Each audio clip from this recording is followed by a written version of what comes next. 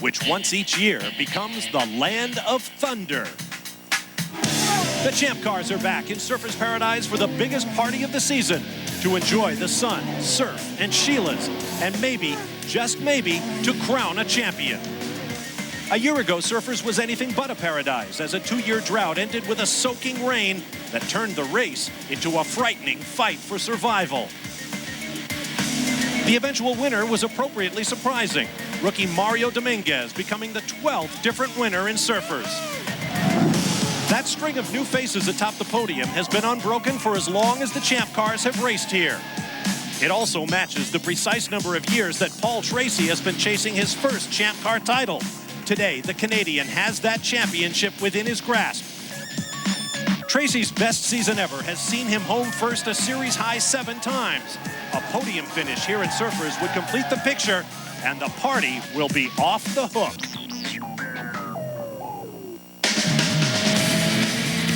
Australia last year, and it might be again. We have a strong threat of rain, but the cars are on track.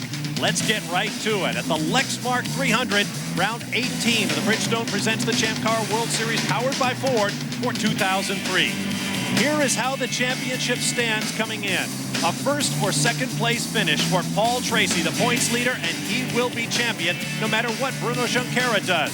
As for the Brazilian, he must end the day no more than 21 points behind Tracy if he hopes to take the title fight to the final round of the season next weekend in California. Hello, everyone. I'm Bob Varsha, along with Tommy Kendall and Derek Daly. Let's quickly bring you up to date on what's happened thus far in surfing. That is a collection of Tommy Kendall's girlfriends. That is Darren Manning playing the customary volleyball game on the beach. And the man in the hat is Dario Franchitti. Then the serious stuff started Friday morning, and all eyes on Paul Tracy because his rival Bruno Junqueira trying to work out how to get enough points this weekend. Tracy has made a point in every session to get out ahead of Junqueira just to show him what it might be like for the rest of the weekend. Out first or not, it didn't matter in Friday qualifying. Watch Bruno attack the curb in the fast chicane. Really showing Paul Tracy how it was done. Left him kind of talking to himself. 1.4 seconds clear after Friday's first round. But Paul wasn't even a threat for second, third. Ended up 4th on the day. Watch him struggle here under braking, entering the first chicane on the backside. So Bruno Junqueira, needing every single point he could, got the one that was available on Friday.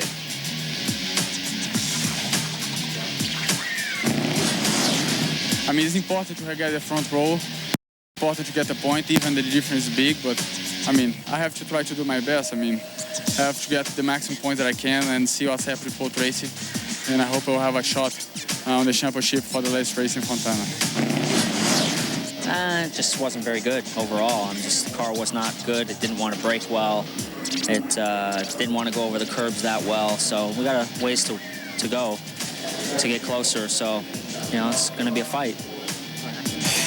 And here's how they'll line up as we check our starting grid powered like the Champ Cars by Ford. On pole for the 5th time this year, Sebastian Bourdais hopes to become the first rookie to win this race from pole since Nigel Mansell in 1993. As for Bruno Junqueira, he knows, as do you, what he must do this weekend. On row 2, Paul Tracy must just finish ahead of Junqueira to clinch. Alex Tagliani was second fastest in Friday's first round of qualifying, but was underweight in post-session tech. On row 3, Adrian Fernandez, the 2000 winner, badly injured in a wreck in this race a year ago, while Oriol Servia has been getting quicker as the weekend goes on. On row 4, Roberto Moreno and his teammate Mario Dominguez still flying high after their 1-2 finish in Miami a few weeks ago.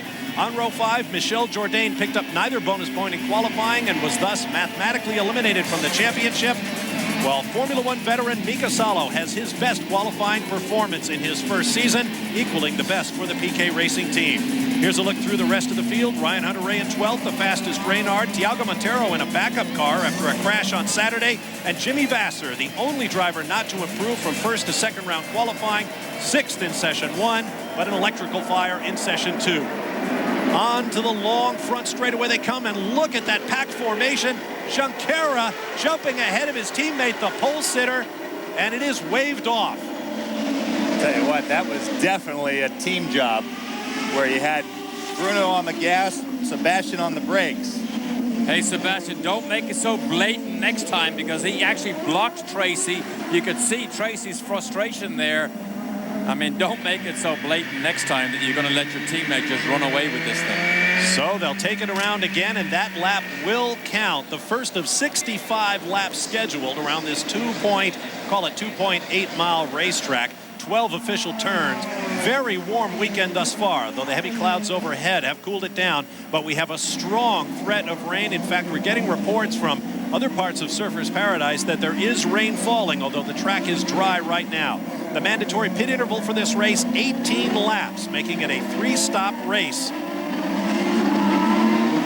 And here are the windows. They will open on laps 11, 29, and 47, close on laps 18, 36, and 54.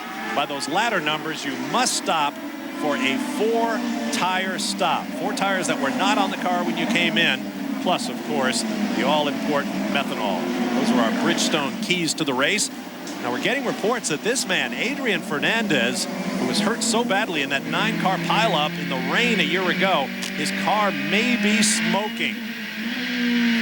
And Bob, at this stage, Paul Tracy clearly now knows there is team orders that he's going to have to battle against. And Tommy, you've spoken to Paul many times this weekend. Can he sustain the frustration of a 2-man team that he now knows is clearly out to block him if necessary? Well, we saw at Miami where it wasn't as blatant as what we just saw there, and he didn't deal with it very well. But I think that was probably a pretty important experience for him. He got away cheaply because Bruno made a mistake later in that race. Coming into this race, things are a lot better for Paul. There really isn't a lot of pressure. Even if things aren't going quite his way, he knows that they've got things pretty well in hand. But it'll be interesting to see. Look how close he is there to Bruno. Off the final corner they come. The top 6 cars in the warm-up: Sebastian Bourdais, Adrian Fernandez, Bruno Junqueira, Ryan Hunter-Reay, the rookie, Alex Tagliani, and Paul Tracy. Watch for Junqueira at the start. This time we have a green flag, and Bourdais will allow his teammate into the lead. Let's see who else tries to take advantage. Paul Tracy goes up and gets spun. Spun by contact with Bourdais. Well, well, well. That is hard to believe that we just saw that. And Oriol Servia has gone around as well. Full course yellow. Yellow flags come out. There is Servia. And it appears he is done. Okay. Why does he believe he's done? Has he got broken suspension that we haven't seen? Our host broadcaster for the weekend is Australian Network 10, with some 36 cameras at work this weekend and an army of 220 or so people. Paul Tracy back underway. Let's take a look at some replays. It's Thiago Montero ahead of Tracy. I wonder if Montero got together with Oriol. So remember, Tracy was 3rd on the grid. He is ahead of Bourdais as he turns in. Bourdais doesn't give him enough room. Right wheel, front Bourdais, left wheel, Tracy. And look at Paul all the cars that straight line that chicane. Any other race or any other situation, okay, another look at it. In front of these 2 cars, Fernandez and Tagliani. Okay. There's why Oriol was finished. Yeah. Another look. Here's Oriol to the left of your picture, getting clouded by Fernandez, while Tracy spins in, appears to be unharmed. Yes, Servia and Fernandez were on the same row. 5th for Fernandez, 6th for Servia. Here it is here. Tommy, I don't know. PT didn't have enough room to turn left. Certainly was not clear. No, it was not clear. Bourdais had nowhere to go. I wonder if Bourdais damaged his front wing. Well, it's certainly been an eventful racetrack for Paul Tracy. Back in 1995, here he is passing Michael Andretti at the height of their rivalry. And from there, Paul Tracy went on to win here in Surfers, one of 12 different drivers to win the first 12 runnings of this race. Still the young thrill from West Hill. In 1997, this was Paul Tracy doing battle with Alex Zanardi. Tossing cones aside left and right in the chicanes. In a great battle, Zanardi eventually got the drop on Tracy down in turn 2, ducked inside. Tracy tried to respond. The two touched wheels. Zanardi continued, but Tracy was finished.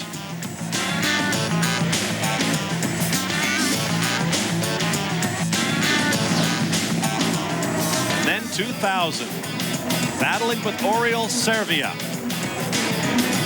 Tracy going over the chicanes. Servia trying to take advantage. Result, as you might suspect, upper left corner of your screen, was tears.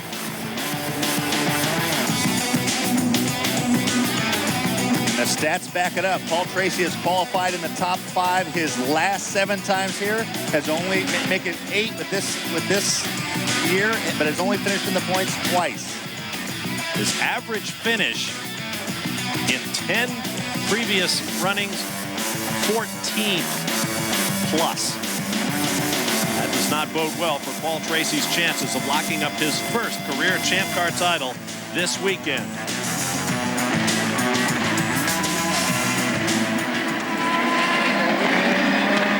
Hard to believe no driver has ever won this race more than one time. It is one of the most spectacular street races in all of motor racing. Wait till you see them come through these chicanes here and over these curves at speed. Even on television, it's absolutely spectacular. It's all part of the lore of this race. How about Michael Andretti coming back from his year in Formula One in the brand new, never been in Champ Cars before, Reynard chassis, and winning here in Australia. That year, the car was like a Sherman tank. He hit everything and everybody, and including launched the car, and including hit the tire wall, and he still managed to win. Pace car is off in front of an incredible throng here this weekend. Well over 100,000 people. We are back underway, and race control says none of those cars that straight line the chicane on the second lap, first green flag lap, will be penalized. They were all ruled to have been avoiding the carnage on the track. And here comes Tracy. Meanwhile, Bruno Junqueira out front doing just what he needs to do to try to take the title fight to the season finale next week in California. And Tracy is now livid. He is now blaming the team. He's now blaming Bourdais. He's blaming anybody and everybody. His eyes will be out on stalks now as he comes from the back, try and make up as many places as he can. Bruno, of course, is going to have the advantage here, because he's also going to chase another bonus point, Bob, and that is for the driver who leads the most laps will also get a bonus championship point. And that's why the fix was in from the very start with Newman Haas wanting Bruno to lead at the start, was to chase that most laps led bonus point. There's Thiago Montero driving for the Fittipaldi Dingman team. Saw him running around at the back with Tracy. He has pulled off the course. Alex Tagliani. Large number of guests here for his sponsor, Johnson Controls, who I know recently in the Wall Street Journal, Johnson Controls just announced very high profits this year. Big boost for that company. Tag had a disappointing day Friday, ran right at the front of qualifying, disqualified for the car being underweight. That has happened several times this year. Once I know to Vassar, or to Ryan Hunter-Ray. I know it happened to Jourdain earlier at Laguna Seca. They fixed it with tag. It happens so easy because you change a set of wheels and the weights are different.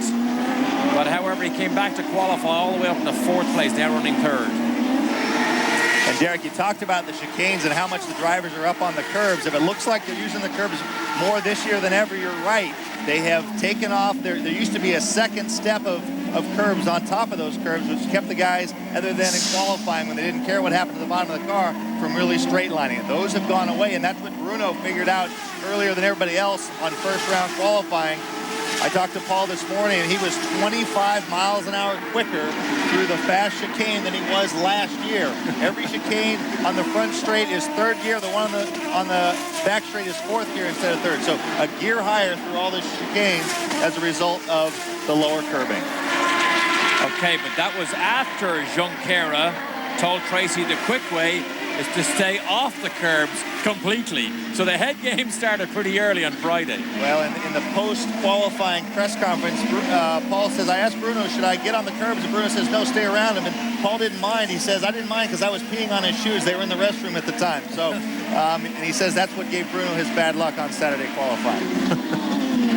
Nice, huh? The unfair advantage. Stay off of my blue suede shoes? Something like that. Down the long front straightaway on the longest street circuit on the Champ Car Tour, 2.8 miles.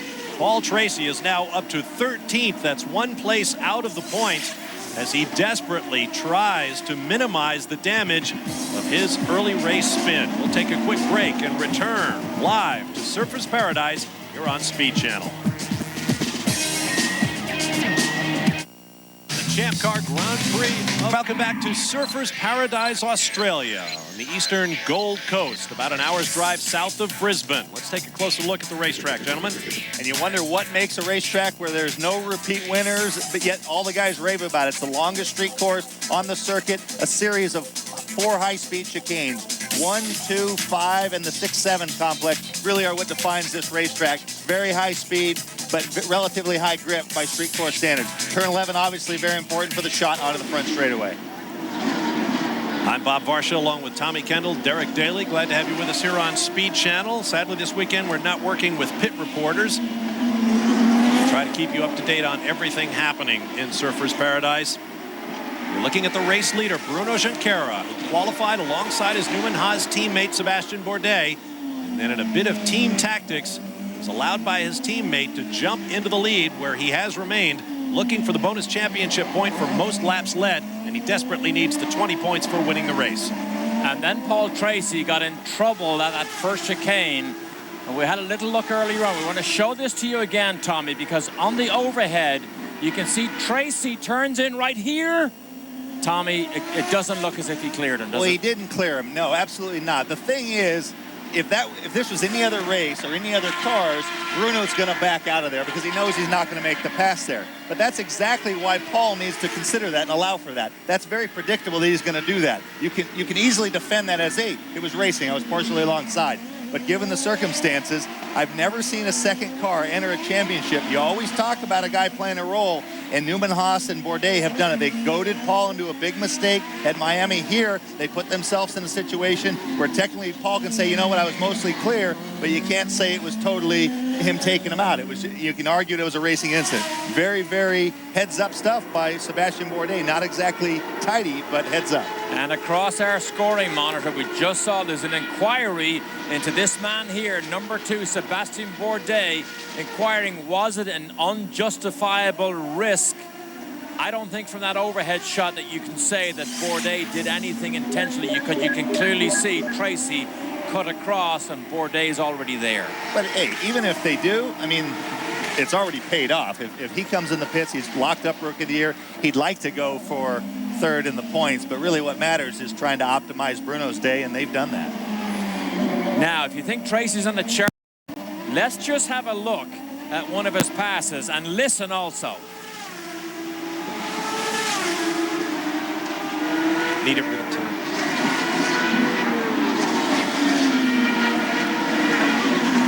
Well, what we're missing here by not running this in real time was the sheer aggression that Paul Tracy exhibited, going flashing by Darren Manning in the braking zone for the far end of the racetrack down there at turn 8.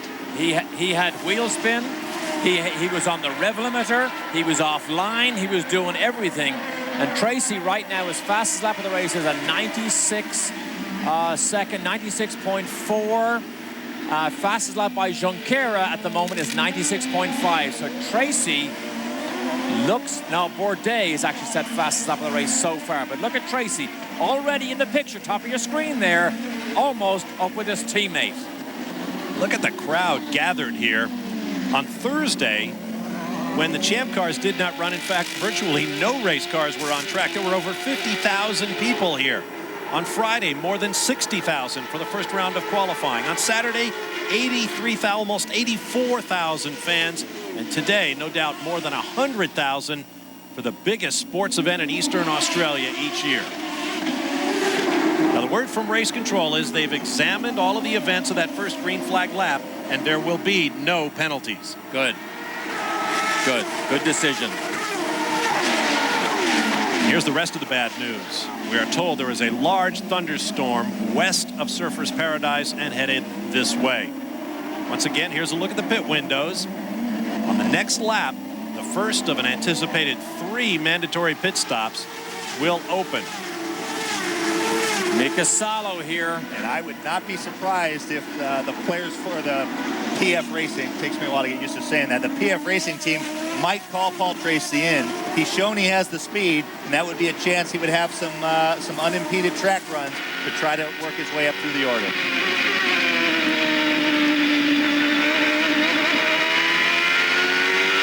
On board with Mika Salo, who has been climbing straight up the learning curve, getting better with each race. Jumped in at the deep end of the Champ cars in Denver, then raced superbly on an equally tricky course in Miami.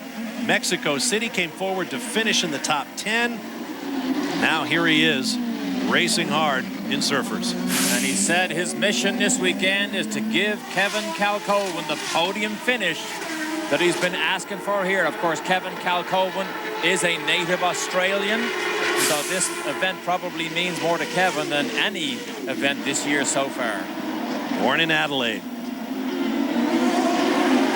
I've got to say, I mean, it seemed to matter who they had in the car early on. The results were about the same, and early on, same held true for Salo. But they have definitely been making improvements on this team. And so I think what that tells me is all those guys that were driving the car were quick, but for whatever reason, Salo's been able to actually get the car developed and bring things forward. And they even made engineering changes, Tommy. Remember, they brought in John Ward to see would that be the missing link, and he struggled also with the chemistry with some of the drivers. But John Ward now and Mika Salo definitely seem to have a chemistry here. They understand each other, and that car goes faster as a result of that. Sebastian Bourdais flashing through those chicanes. The curbing has been lowered in those chicanes, so the drivers are using them more than ever. But we understand there are reports of raindrops on the back half of the racetrack. No sign of that yet from our Network 10 cameras. Bruno Junqueira flashing through the final 2 corners, 11 and 12, onto the start-finish straightaway. Pit stops coming up shortly. Try to get you back for that. You won't miss a thing. We'll be back to the streets of Surfers Paradise in just a moment. Paradise just seconds ago. This was Sebastian Bourdais swinging through in second place and clouding the wall. And watch the traffic jam behind him. Tag is in the middle of the smoke. He virtually comes to a standstill, as does Fernandez, Dominguez, and Moreno. I don't believe anybody, as the team led by Craig Hampson there and Kathy Lauterbach look on just in horror and shock at what just suddenly happened.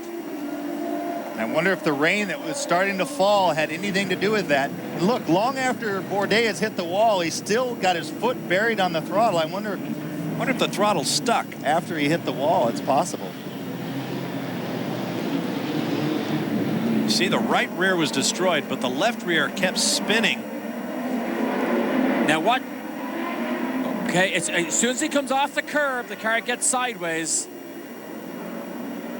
Look at Tag. Alex, yeah, Tag. Way and he can't. Is the throttle stuck? Tommy, look. Left rear just keeps going.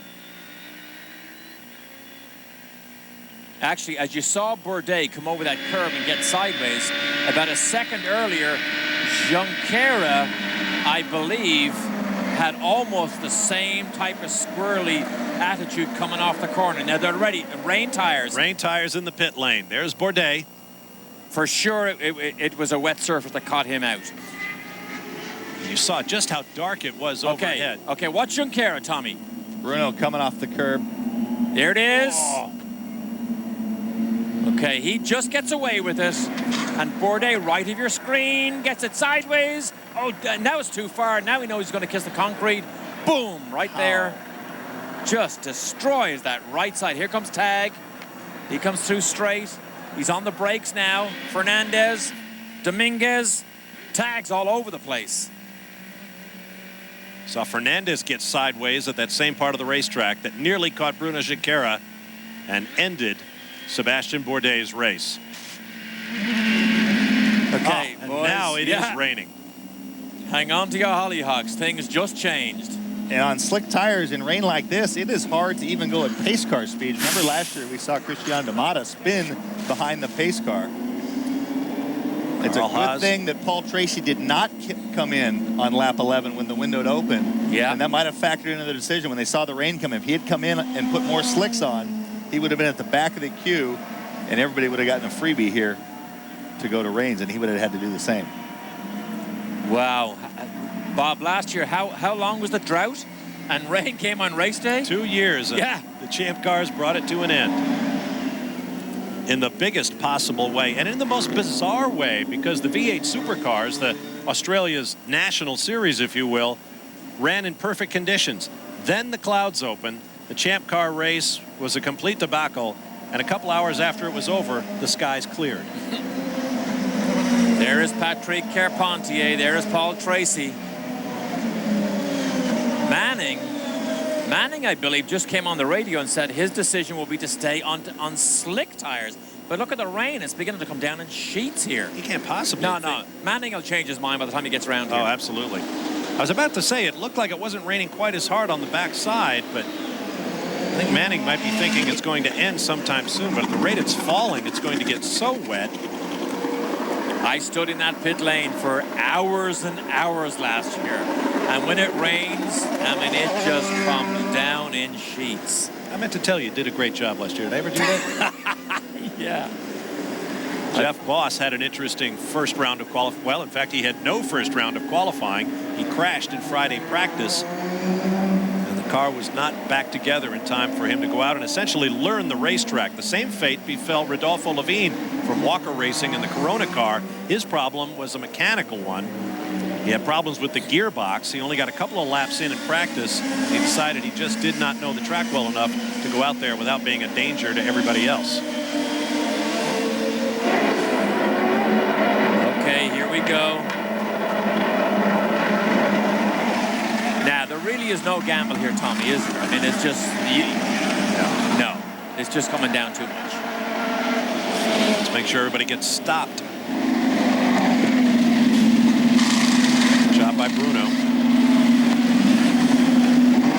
Notice the flame from the exhaust. Which is an indication how dark the clouds are, because when you... Okay, got Bruno out nicely. Fernandez is in second, right behind him. If Bruno led the pack, Tag had a bad stop. The upper left.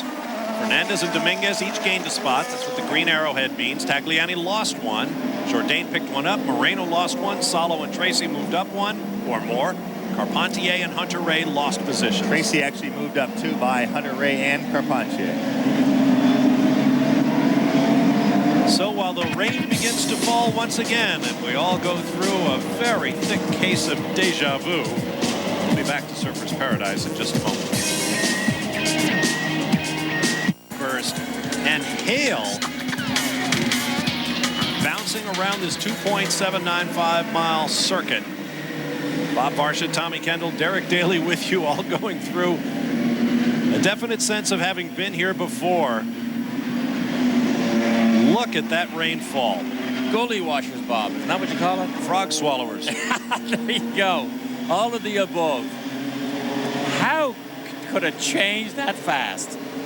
3 laps earlier, it's perfectly dry, you race hard, and suddenly you have rain and hail.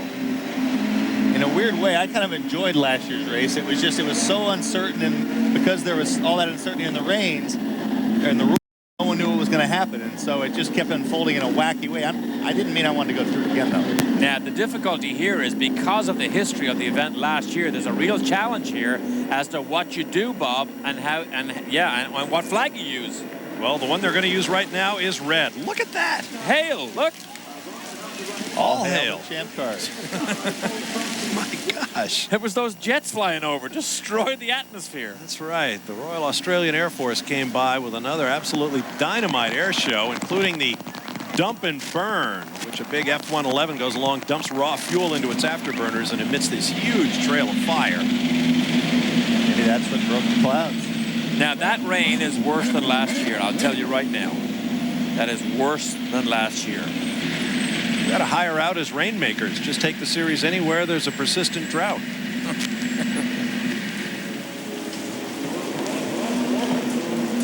You couldn't script this. Look at it come down. Alex Tagliani. The teams cannot work on the cars. Let's even download data. There's the Gigante crew for Michel Jourdain Jr. and Team Rahal. And there is Michel. You can hear the hail. Look at the hill. Yeah, look at this.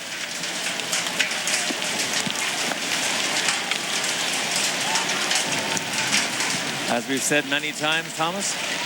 Well, well, well. Can you believe this? Well, in an interesting twist, after last year, they realized there were some possibilities that could happen that were not considered in the rule book, and that's what caused all the drama last year to continue. They couldn't stop the race before halfway. They weren't sure how it affected the pit windows, so forth and so on. They cleared that part of the rule, those part of the rules up, and given the stewards the ability to call the race before halfway and still award points, maybe even award half points. Now, the irony there is if they were to stop the race now and award half points, I believe Bruno Junqueira would be a half a point away from being eliminated. Whereas if it goes full distance, he would put 12, pull 12 points in on Paul Tracy. It would only be 13 points. It would only be 6.5 if they stop at halfway. Well, let's hope the need to start working on fractions doesn't arise. We are under a red flag after 3 full course cautions here at Surfers Paradise. Stay with us. We'll be here straight through. The Champ cars traveled around the opening laps behind a safety car due to the amount of water on the track. Eventually, they tried to start the race, and quickly it all went wrong. A massive 9-car pileup. Jimmy Vasser's car flipped on its roll hoop, while Tora Takagi's machine bounced atop that of Adrian Fernandez, leaving the Mexican driver with 2 cracked vertebrae, the worst incident. The pictures from Michael Andretti's onboard camera said it all. These were some of the most frightening pictures that we saw last year. Eventually, the race was restarted, but only to run behind the pace car. Eventually, just past halfway, it was called. Mario Dominguez declared the winner in a very controversial circumstance. Now back to live coverage. There's Jimmy Vasser, Paul Tracy to the far right, partly obscured by Tony Sacali, his engineer, out of their cars, waiting for a further decision from the Champ car officials. Now, we're getting word from race control that the sky is lightening again to the west, the direction the storm came from. So hopefully within a short while, the rain will let up. The hail appears to have stopped as everyone talks it over. Here's a look at our top 10. Bruno Junqueira, Michel Jourdain, and Patrick Carpentier. Then the rookie Ryan Hunter-Reay and Mika Salo. This running order determined after the first pit stops. Now, although that is on the scoring monitor officially by card, I don't believe that is the actual running order, because they've stopped in the pit lane without going across the timing stripe, because Fernandez, I believe, is second. Tagliani should be up there. Tag is up there in about 4th. Jourdain, who's shown in second, in reality on the racetrack or the pit lane, is back in at least 5th place. But that'll all sort itself out as soon as they just drive down the pit lane one time. Look at this. Now, you just saw a camera turning basically 180 degrees, looking to the north. looked like it was going to rain forever. This is looking to the south into the town of Surfers Paradise, and look at the skies. So hopefully that bodes well for the race. See a little sunlight in the distance there. Hopefully the rain will stop shortly. Yeah, there was a lot of discussion going on. I saw someone from the Gigante team down in the players pit, and there was a lot of discussion going back and forth. Since you're sitting right next to me, Derek, I can't get on the headset and ask you to go down there and check that out. You could. You have Paul's cell phone number. Do you want to just call him there? He might have it in his pocket. Why don't we do that? It's hard to believe last year that was a 2-year drought and we had rain on race day. It probably hasn't rained in Surfers Paradise since last year. Most of these guys went down more than a week early to enjoy the festivities in Surfers Paradise, and then we see this type of weather again. And we've also changed a rule this year based on what you just talked about, Derek, that you cannot change position in the pits based on where you are pitted at such time as the field rolls through the pits. Recall, we used to have that problem at Mid-Ohio all the time, where guys would pit before or after the start-finish line. And that one race that Patrick Carpentier dominated last year, he had problems with where he was pitted. The Trans Am Series for the BF Goodrich Tire Cup, make that the Motor-Rock Trans Am Series for the BF Goodrich Tire Cup, finishes its season this year in Puerto Rico on a brand new temporary circuit. You can catch that tomorrow live here on Speed Channel beginning at 1 p.m. Eastern Time. And don't forget that we go back to standard time tonight, so be sure to set your clocks back.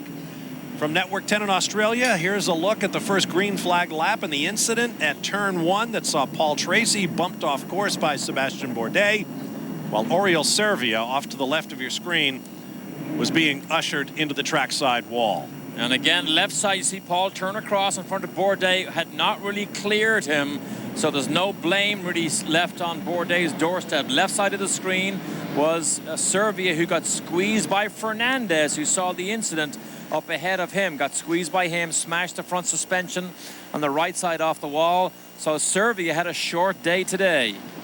But it hasn't been a total loss for him. This was Oriol Servia checking out the scene at the beach and getting a little instruction at what you might call Australia's national sport, surfing. He said to his expert, "Now you're sure I'm not going to drown doing this? Is that correct?" And she said, "Maybe." So she's telling him exactly how to do this. So we'll see how much of an expert he becomes on the waves after about 5 minutes of instruction. Here we go.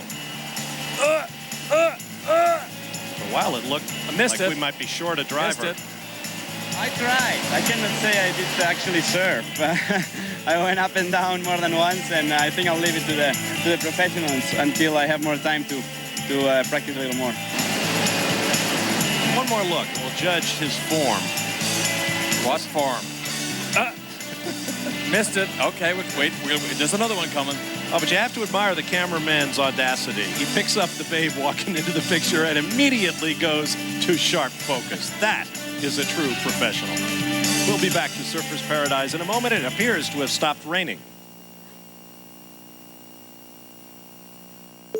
Paradise, but earlier in the weekend, these were the championship contenders, Junqueira, Tracy, and Jourdain, being photographed with the Vanderbilt Cup, the embodiment of the championship.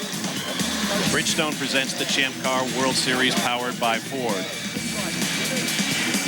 And of course, Jourdain, Bob, was eliminated as soon as he didn't manage to win the bonus point on Friday qualifying. That was the only thing that was going to keep him alive in the fight for that Vanderbilt Cup. He needed a miracle and did not get it. But either Bruno Junqueira or Paul Tracy will win the Cup. Back in 1904, William K. Vanderbilt Jr. wanted to create a major international auto race in the U.S. The Vanderbilt Cup became the prize. Let's take a closer look. The Cup features an image of Vanderbilt, a champion racer in his own right, driving a 90-horsepower Mercedes to a new record in the Flying Mile at Ormond Beach, Florida in 1904. The early Cup races took place on the roads of Nassau County, Long Island. But in 1936, when the Vanderbilt Cup races were revived, they took place on a 4-mile dirt road course at Long Island's Roosevelt Raceway. Foreign manufacturers such as Alfa, Maserati, and Bugatti were up against American cars, everything from midgets to Millers to re-engineered veterans of the Indianapolis 500. The great Italian Grand Prix star Tazio Nuvolari and his number 8 supercharged Alfa dominated the 1936 300-miler, while the best an American could do on this day was number 32 Maury Rose, who finished 7th.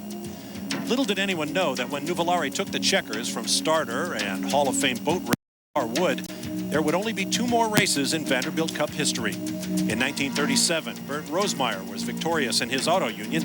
Then in 1960, Harry Carter bested drivers such as Jim Rathman, Roger Ward, Jim Hall, Carroll Shelby, and the Rodriguez brothers. For Nuvolari, the 1936 win was his one and only Vanderbilt Cup victory. And the cup that's utilized by CART these days was initially recreated in 1996 to serve as the race winners trophy at the US 500. Then in 2000, it became the series champions bauble. Here's a look at that string of non-repeat winners over the years at Surfers Paradise. Back in 1991, John Andretti took his one and only victory for Jim Hall and his Champ Car team.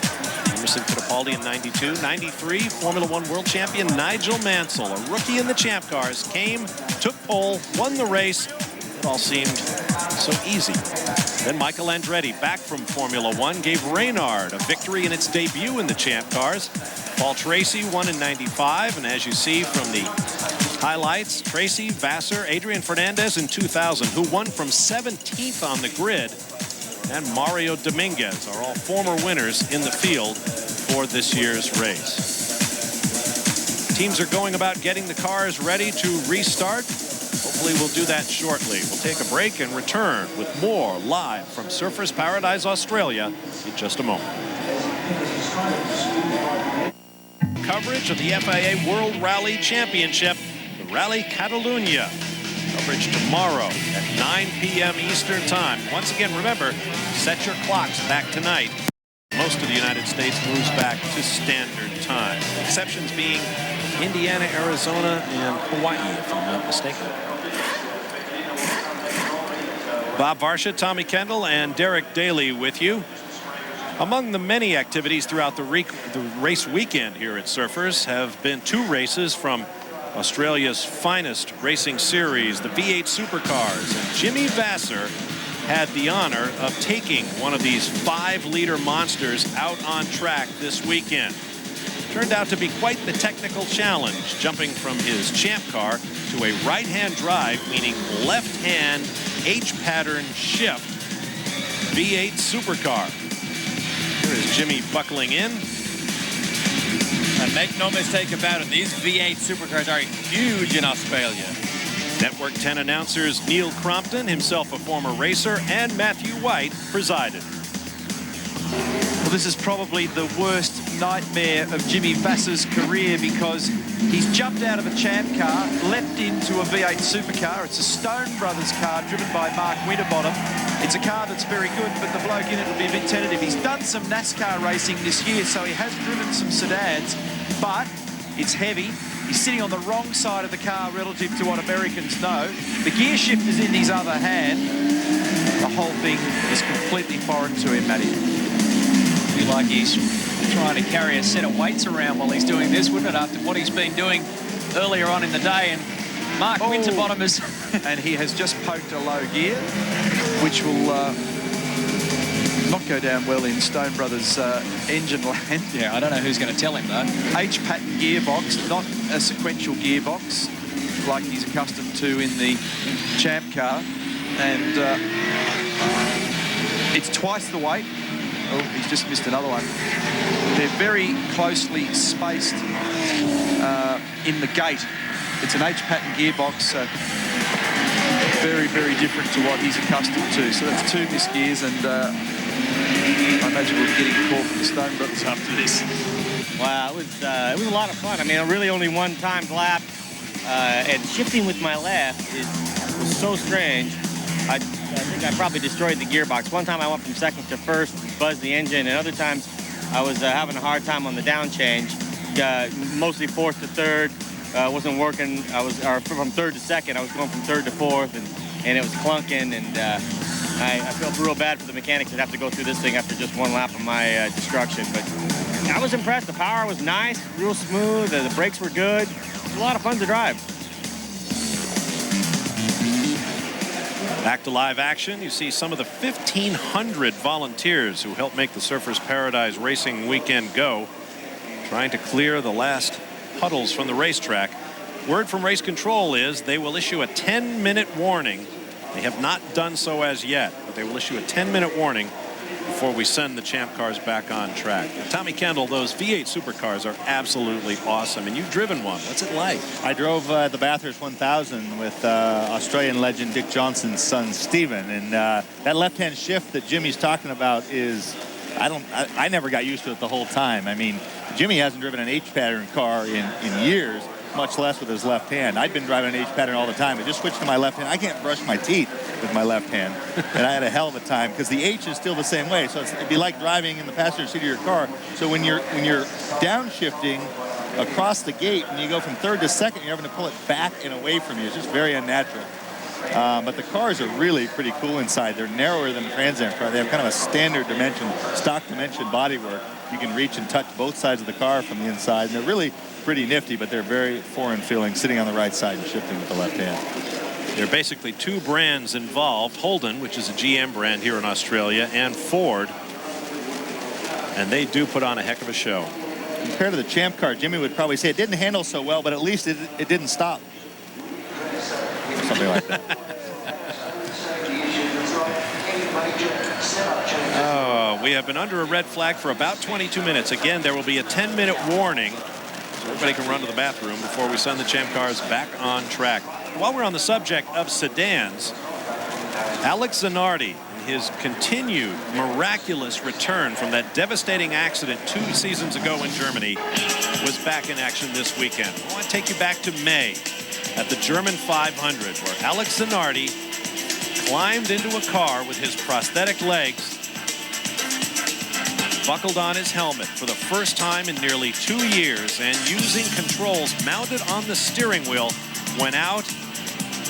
Wife Daniela looking on, along with Alex's former teammate Jimmy Vasser, as Zanardi went back on track in a Champ car and gave a crowd there and certainly our broadcast team the thrill of a lifetime. And chills, Bob, because we expected him to do some easy laps. He got onto it, as you can see from the onboard camera here. He ran a speed during his 13 laps, quick enough, I believe, to put him 5th fastest on the grid. I mean, it was a phenomenal display, gave everybody goosebumps, and it was a very emotional time, Tommy.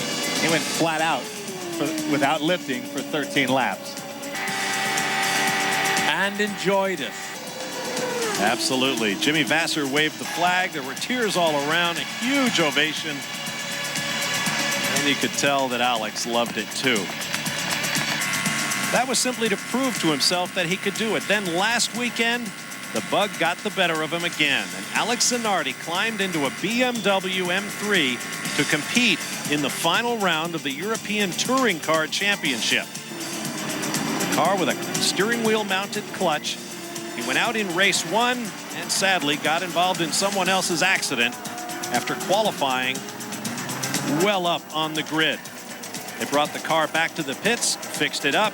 He started next to last as a result of his performance in the first race. It climbed all the way to 7th, while up front, that red number 4 Alfa in the hands of fellow Italian Gabriele Tarquini went on to clinch the European Touring Car Championship at Monza. Formula One veteran Tarquini, now a legend in touring cars. Machinery is now on track in Surfers Paradise, trying to get us in a race-worthy condition. Now, there's more news from this past week in motorsports, and sadly, some of it was tragic. Talking about the accident on Wednesday at the Indianapolis Motor Speedway that took the life of 26-year-old racer Tony Renna as he stood poised at the big break that might have made him an open-wheel competitor of the first order. Derek, you knew Tony Renna well. He was a friend to many of us. He raced since he was 6 years of age. He had it all, including a new contract with the Target Chip Ganassi team. It was during that initial test that it all went wrong, and his promise will forever remain unfulfilled. He will be memorialized in a public ceremony in Indianapolis on Monday.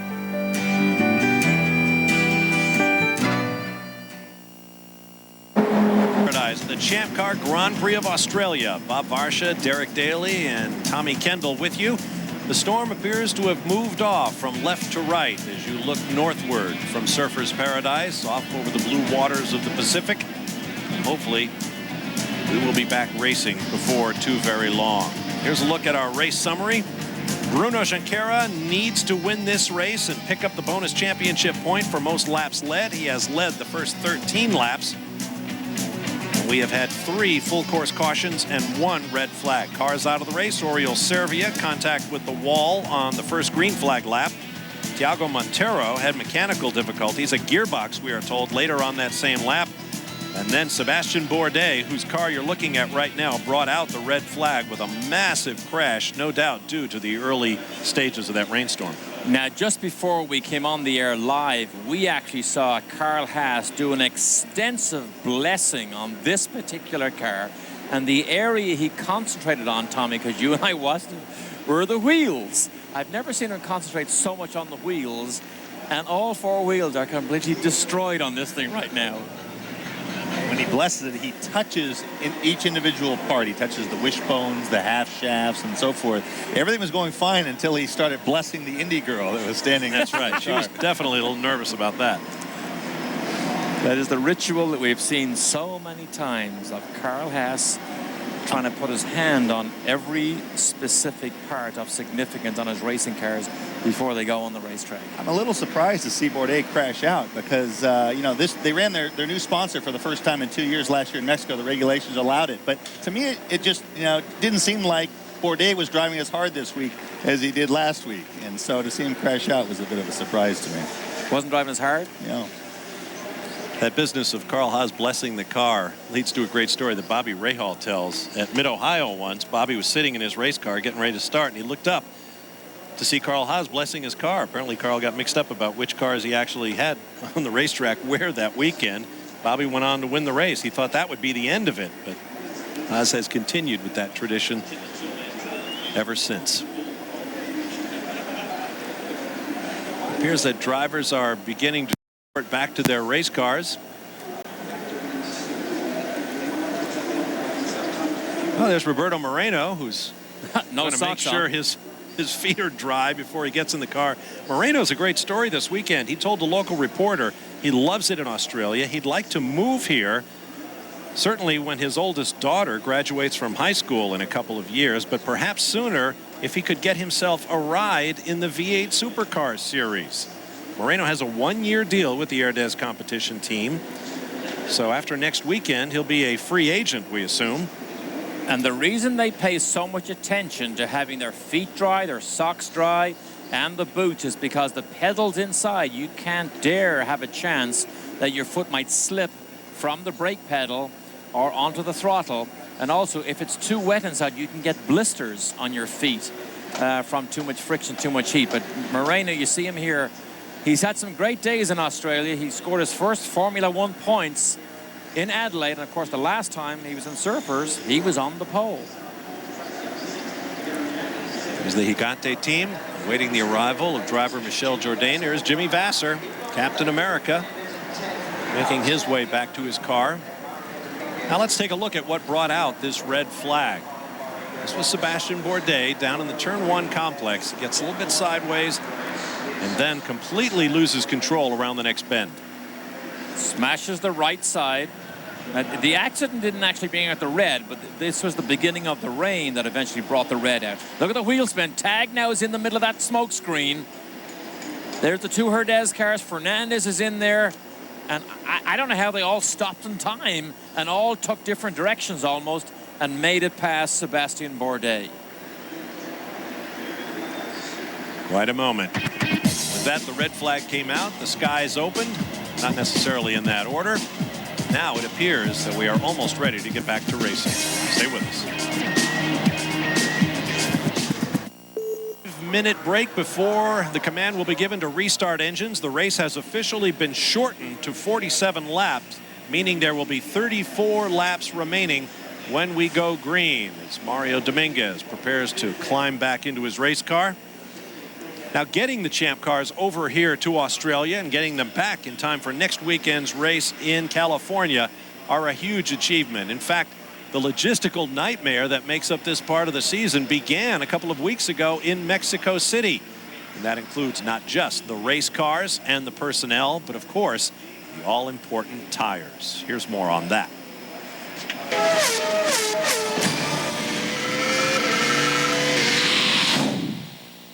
Just 2 days after all the trucks and crews returned from the Champ Car race in Mexico City, Bridgestone Tire Busters were busy at the Indianapolis International Airport pre-mounting all the tires for shipment to Australia. Coming back into the United States and coming back to the facility and loading this up, getting it mounted, balanced, and in the airplane and back to California Speedway. This is a massive, day by day by day by day process. And, when we go from one country to another country and the relationships that we build up, the integrity of a company like Bridgestone Firestone is a huge, undertaking and certainly a huge responsibility to be able to move this city of kart, from one city, from one country to one nation to, so it's a great operation, and here we are. It's a team effort.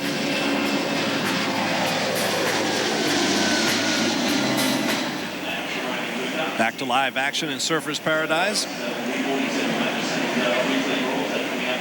Looks like Patrick Carpentier climbing back into his machine. 3 minutes to the command to start engines or restart engines in Surfers Paradise. Stay with us. Kart Grand Prix of Australia. Tommy Kendall, Derek Daly with you. Our pictures coming to us from Australian Network 10. Very close to the command to restart engines. Now, as Derek Daly picked up earlier, the running order when the cars came into pits under the red flag was not the correct running order, and that's been realized in race control. There is Bruno Junqueira. He is the race leader when we restart. Second is Adrian Fernandez. Third, Mario Dominguez. Fourth, Alex Tagliani. In fifth is Michel Jourdain. And then 6th through 10th are Roberto Moreno, Mika Salo, Darren Manning, Paul Tracy, and Patrick Carpentier. As you can hear, Ford Cosworth Turbo V8s are ignited once again. Now what's gone down here raises a whole bunch of questions in my mind. One is rain. Last time we saw rain, Bruno Junqueira had a flawless run at Elkhart Lake. Paul Tracy threw it away on the first lap, trying to make up a position. Thing is, they're starting on wet tires, but they will be needing dries relatively quickly. In those kinds of situations, a good way to make a big number of positions. If you're the first guy to go to slicks and it's the right time, you can make up huge chunks of time. Obviously, that would be a strategy that would benefit Tracy. It's also the riskiest move. So it'll be interesting to watch how Bruno, when you're in the lead and you have things under your control, you'll probably wait until somebody else puts dries on and goes quicker than you're going on wets.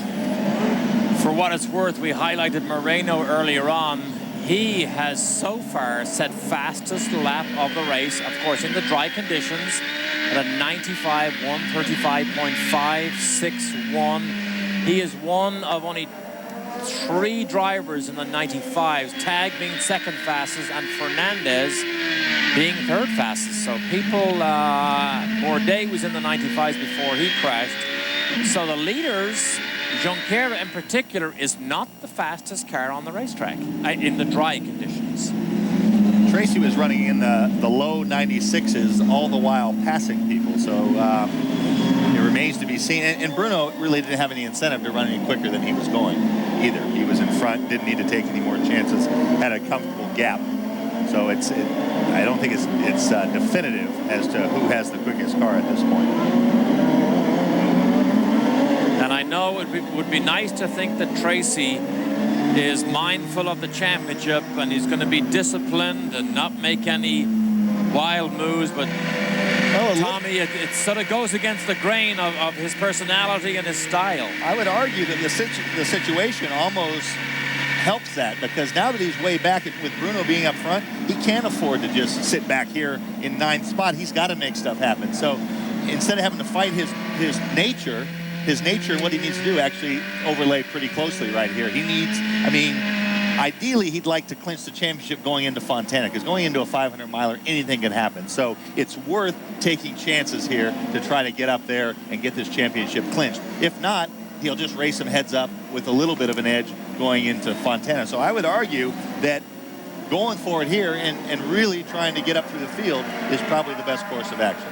I'll only correct something I said earlier. As you take a look at the current running order, the 47 laps total in the race are counted beginning now. In other words, we don't start counting laps again when we go green. This lap will count. So there'll be 33, I'm guessing, remaining when the green flag waves. Does that make any sense? And because we go greater than half distance, if we go to 47 laps, then full championship points will be awarded.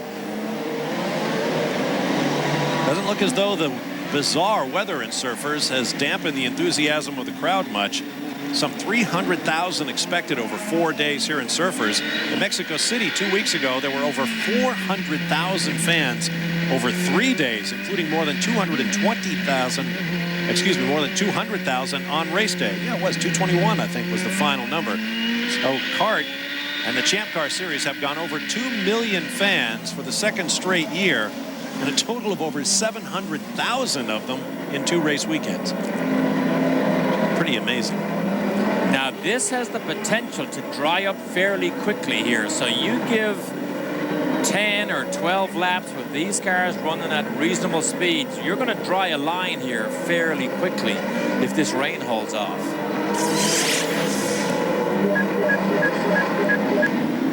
Remember, obviously they ran at Elkhart in the rain, but this is the first time we've seen these cars on speed without traction control in the wet. Those curbs, generally speaking, are the painted parts which you have no problem running on in the dry, especially the curbs on the exit are often very, very slippery. To the point where you steer clear of them. You don't want to put your tire up on them. The other thing is, if there's going to be standing water anywhere, it will be right at where the asphalt meets the curbing, where there's a little bit of a trough. Bridgestone brought 350 wet weather Potenzas. We saw the big shipment go out earlier on.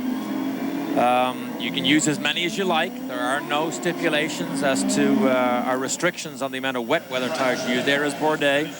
Sebastien Bourdais, of course, has a bit of a debrief with his mechanics. What might have been. A lot of damage. Which brings up another point with that 500-miler coming up next weekend. The last thing you want to do is bend your race car here. Field is on the backstretch along the Pacific coast.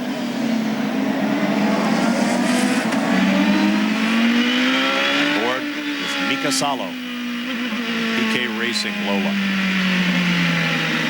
Never won a Formula One race, but was so close in Germany when he filled in for Michael Schumacher. Was ordered to move over to let Eddie Irvine pass him to take the win. He might be a good man to keep an eye on in these conditions. Mika Salo, with all that Formula One experience, being from Finland, great car control.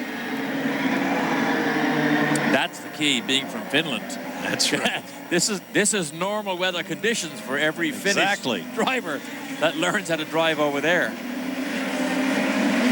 Every time I see Mika Salo, I think about he and his countryman Mika Hakkinen, who together divided the spoils in British Formula 3. They were neck and neck, stride for stride everywhere, and yet their careers took such different directions. Hakkinen, a 2-time world champion. Salo never won a Formula One race in 110 attempts. Definitely a different road for his countryman. Now Bruno looked as if, Bruno looked as if he had quite a lead here. Well, he doesn't, not there. Off turn 12 they come, slewing sideways out by that concrete wall. And look at the rooster tails they raise as we go green. Look how far Dominguez is behind Fernandez. Gives Junqueira a huge jump. That won't help Paul Tracy. Everybody recalls what happened in those diminished vision situations last year. Oh. Alex Tagliani doesn't quite get it right. Salo is in trouble, we hear. Salo is in trouble with his engine, misfiring as he went down the pit straight. He may have stopped on course. There is Salo. Is he in the concrete? No. Looks like he just wants a push. Did he spin? We're hearing that his engine started to miss and then just stopped. I wonder, did he give a boot full of horses and loop it? Coming down that last left-hander. Yeah, that's exactly what he did. You're right. Okay, Mika. So much for your theory. Tell me what you learned when you were 12 years of age. Mr. Car Control. In Finland. Oh, gosh. Isn't it always the way it happens? Okay, Mika Salo just went from... Where was he? Salo was fifth. Running about... Was he fifth? He was fifth, yeah. Here it is here. What? Top of your screen. Yeah. Nice and simple. Tracy's right. Yeah, Tracy past Manning. On board with Darren Manning here. That's Salo right ahead of him. There's Salo who loses it. Gone. Manning goes to the outside, then goes left. Yeah. There goes Tracy. Is that legal of Tracy? Is the green flag out? Exactly what I'm wondering. Once the green is out. I think it is, yeah. So Tracy made up 2 more places. There'll be no way to synchronize it, actually, to study that. Which may be a good thing for Paul. Stay with us. What if you could earn your college phenomenon? That is Wind Tunnel with Dave Despain, Monday through Thursday nights at 9 p.m. Eastern here on Speed Channel. This week, among Dave's guests, on Wednesday, internet journalist Peter DiLorenzo, and on Thursday, the entire Trackside gang from Phoenix. All the discussion of the closing stages of the NASCAR Winston Cup Championship. Wind Tunnel with Dave Despain, Monday through Thursday at 9 p.m. Eastern, only on Speed Channel. Paul Tracy leads the championship as they run at this moment with Bruno Junqueira on the race lead and Paul Tracy knocking on the door of the top 5. Junqueira would finish the day well within the 21-point margin he must have if he is to take the championship fight. And that is a fight for a $1 million bonus in addition to the Vanderbilt Cup to the final race of the season next weekend at California Speedway in Fontana. Once again, here are program plans for the final weekend of the season. Qualifying Saturday on the big 2-mile oval at 4:30 p.m. Eastern Time, and then the race on Sunday at 2:30 live only on Speed Channel. Final round of the Bridgestone Presents the Champ Car World Series powered by Ford for 2003. On board with Paul Tracy following Moreno. Moreno's teammate, Dominguez, there was a story in the newspaper on Thursday that basically said Dominguez last year had no credibility despite the fact that he won the race. Having seen his performance this year, particularly with his win in Miami, they now regard him as legit. And he's legit today, running in 3rd place. That was definitely a difficult situation last year. Horrible weather, crapshoot on pit stop strategy. And many thought that Mario Dominguez celebrated just a little bit too much for what was considered essentially a gift victory. This year he came back and earned one straight up on the streets of Miami, Florida in a 1-2 for the Airdez competition team. And then, perhaps even more important to him, he finished on the podium in his native Mexico City. Once again, we'll try to get things underway. Green flag, lap 19 of what is now a 47-lap race.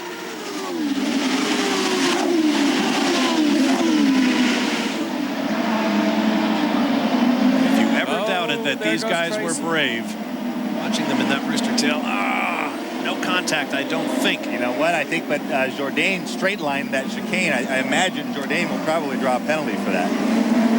And you see what Moreno did also, because he couldn't turn in because Tracy poked his nose down the inside. Right. Moreno is good in the rain. Oh, tag needs to give way to Jourdain down the inside. Moreno's going to look also. Oh, contact there. Saw it coming. 2 cars. Tracy. Oh, no! He hits him. There's your championship leader. Now he is stopped. Did he keep the engine running? Darren Manning in the red, white, and blue car. That's Walter Salas. Oh, now he's hit the backside. Running over all sorts of things. Tagliani stopped. Tracy motors away. Looks like Moreno is back underway. Now Tracy's left rear suspension is also broken. I think it's his right rear. Right rear. And that probably is when he hit Tag pulling away, because the left front tire is off the ground. Unless he got speared from the rear and it's just a flat on the right rear. Salas has stalled it, trying to get turned around. See that? Okay, that was the contact at Paul's right front to Moreno's left rear. They hit again, knocks the nose askew, and now Tagliani having his foot buried. Manning taps Tracy from behind, on board with Tracy. They'll go up the side of Moreno. Oh, so Tracy hits him. Now Moreno goes in with him. What's the contact? Tracy's going to try to pin him against the slower traffic. But that had nothing to do with Tag. Now, but Tag has his foot buried and then comes back at him here. And then Manning runs into the right rear. So Tag, oh no, Tag got collected by Moreno, who was being spun by Paul. There's the right front damage. And there's the doink from the rear from Manning. Yeah, there's, okay. Sometimes there are just no words. So let me ask you again, Tommy. Do you think Tracy will be aggressive, his normal style, or will he be mindful of the championship? Actually, this is Tracy pulling away, so he gets back. Uh-oh.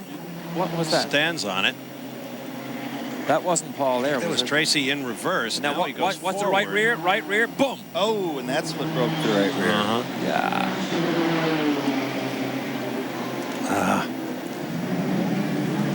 Tracy, left side of your screen. Moreno begins to spin. I don't know. I don't think Paul hit Moreno that time. Moreno got in deep trying to hold Paul back behind him. Okay, Tracy down the inside. Moreno forced to go straight line right behind Jourdain. But Moreno now knows Tracy is in aggressive mode. How far Tracy comes from. Last chicane. Now we're going to come for the left-hander. Paul has a run on Moreno coming up here, and Moreno gets a second bit of wheel spin, and that slows his forward progress, and Paul does not get pulled out in time. See, Moreno gets a little sideways, and then he gets more wheel spin a second time right there, and that's what... There's contact there. There's the contact. Now Moreno goes in deep to try to stop Paul from getting behind him, loses it, catches Tag. Yeah. Paul did not actually hit Moreno to put him into that spin. No. Moreno spun, hits Tag, spins him right into Tracy's way. Then the traffic jam starts, and Mika Salo makes up about 5 positions from the back of the grid. Boom! There's the big one on the right rear. Yeah, so that right rear suspension is broken also. Looks like the crew's going to give it a shot. Their only hope now, though, is they're going to be laps down. So their only hope now is that attrition makes it so that less than 12 cars finish on the lap. This is from Darren Manning's car in the midst of that nose to tail. Paul backs up into him. Does he think he's driving a Hummer?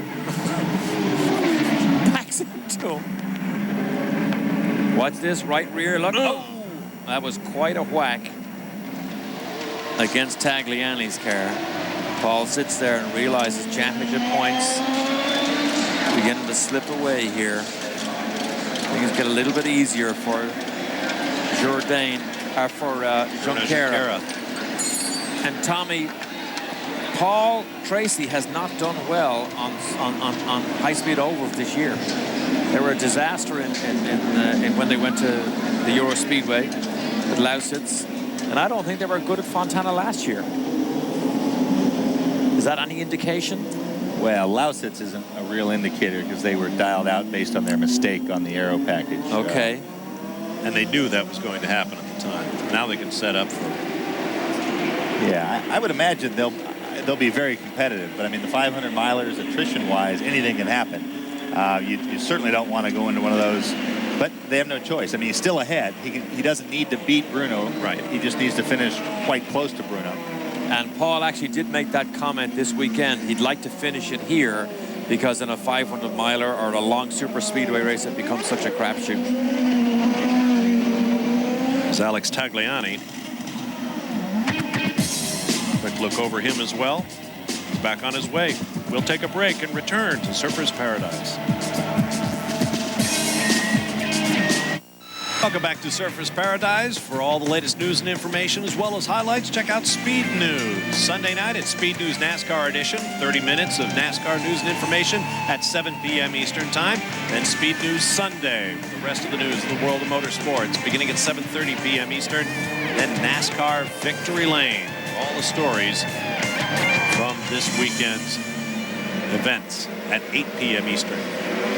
Look at the side of Moreno's car. There's something dragging on the right side pod. It's blue.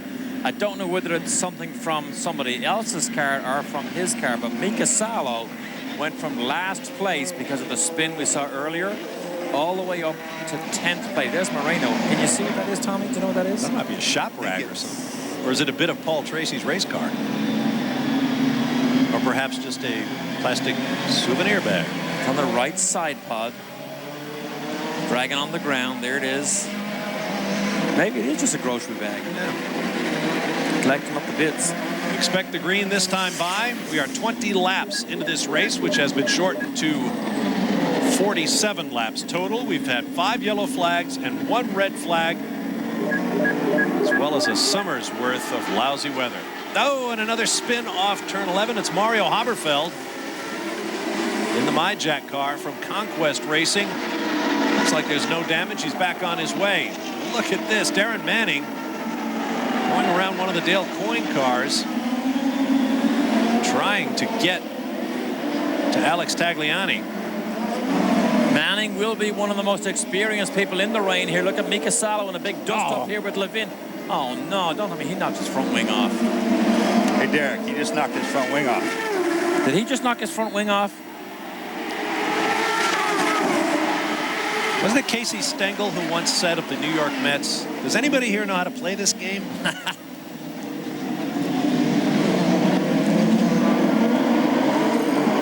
the way, congratulations to the Florida Marlins on locking up the World Series championship this weekend.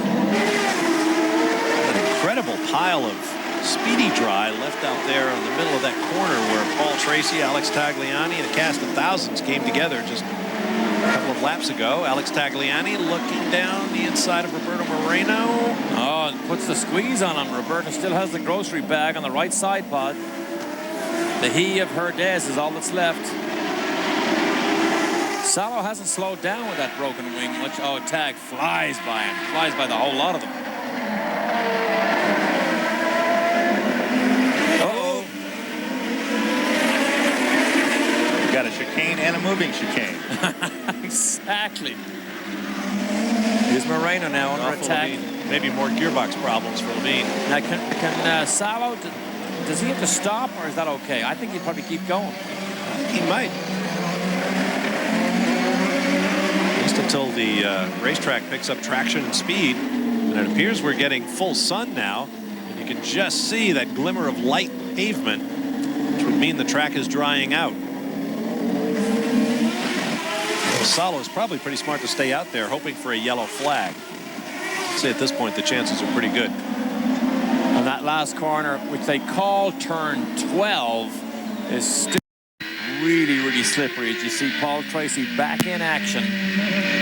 3 laps down. Well, Mika Salo has decided he cannot continue. He is in the pits for a nose change. Meanwhile, Bruno Junqueira sails blissfully along. We are less than 6 laps from the opening of the second pit window in what has become a 2-stop race. Here it is. This is Haberfeld. Now, he does a complete 360 and doesn't hit anybody. Or does he get hit? Here's Salo. that gets in a dust-up with Levin. Levin moved over. But you know what? I mean, that's a case of Levin moved over to drive around the corner. Yeah. I mean, Salo should have known he was going to be there and going to do that. I think he realized it, but there was so little grip. Yeah. He was trying to get out and couldn't slow down. Now, Bruno stands to capitalize, much like in Miami, based on a mistake, another mistake. Well, this wasn't a mistake by Paul. This was, you could argue he shouldn't have maybe been in the club, but that was triggered by, anyways, from Paul's misfortune. And so, but now the roles are reversed. Remember, Adrian Fernandez was leading that race. Bruno tried to apply some pressure, and he said something afterwards. He says, you know, I got tired of everybody saying, you know, he's going to win this championship. He's always conservative. And he says it galled him, and he decided to try to put some heat on Fernandez and ended up making a mistake and taking himself out. So now Fernandez is starting to pull up on the back of Junqueira, running about 3 to 4 tenths of a lap quicker than Bruno. So let's see what happens if Adrian can get up on the back of Bruno. Meanwhile, Bruno would like to, every point he gets is 1 point closer he is to Paul Tracy heading into Fontana. And there's how they stand at this moment. Paul Tracy with a 7-point lead over Bruno Junqueira in the championship. And that would send the title to next weekend's 500-miler in California. At the end of this lap, he should clinch the lap for most laps led. So then it would be 6 behind. Bonus championship point. Sun now shining brightly as Roberto Moreno makes a stop. Yeah, they're going to change the side pod. There was most of that right side pod was missing. But just run out with a new one. Incidentally, Junqueira, even in these conditions, he is the fastest car on the racetrack. 115.69 seconds. Second fastest is Jourdain. Well, that's a point worth making about Bruno Junqueira. When the traction conditions are at their worst, he seems to thrive. In the wet at Road America, on that difficult circuit in Denver where he dominated, leading flag to flag. Moreno will climb out. Once they got the bodywork off that right side pod, it appears they found something they could not live with. Tough break for the 44-year-old Brazilian. Has a pole on this racetrack on his resume. Turning into a nice day in Surfers Paradise. Stay with us. We'll be back for more after this. As things stand, Bridgestone presents the Champ Car World Series powered by Ford Championship, and the $1 million bonus that goes with it, along with the Vanderbilt Cup, will not be decided until the King Taco 500, the season finale at California Speedway in Fontana. Join us next Saturday at 4:30 p.m. Eastern Time for qualifying coverage, followed by the race at 2:30 p.m. Eastern on Sunday, live here on Speed Channel.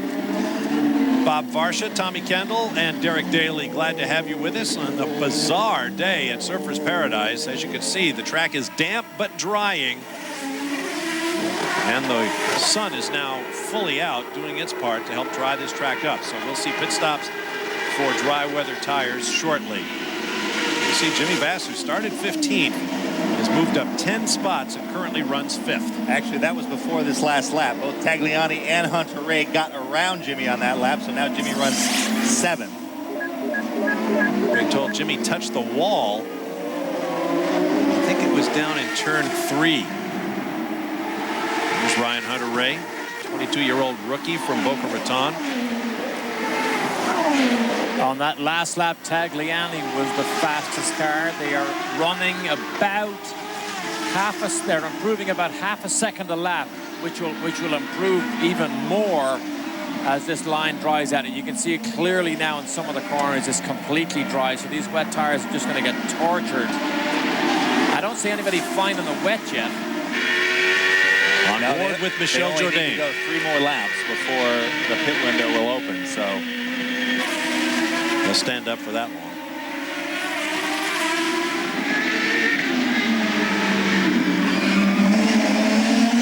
Fellow Mexicans, Fernandez, Jourdain, each man a winner thus far this season. Fernandez won in Portland, Oregon, on the natural terrain road course. Jourdain has won twice on the oval at Milwaukee and in Montreal. Fernandez for this afternoon ran a low downforce setup, anticipating, of course, that it was going to be dry all the time. He wanted to try and save fuel also, but a low downforce and these type of tricky conditions is exactly what you do not want, which is probably why you see Jourdain appears to be a bit quicker. But catching and passing are two completely different things on a street circuit. But they're not that far behind Junqueira.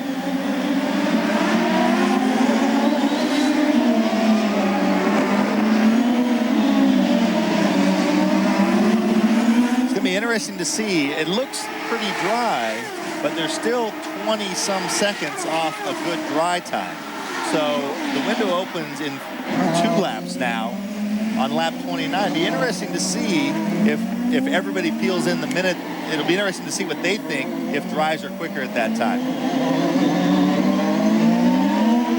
And that's Bruno just out in front of Adrian.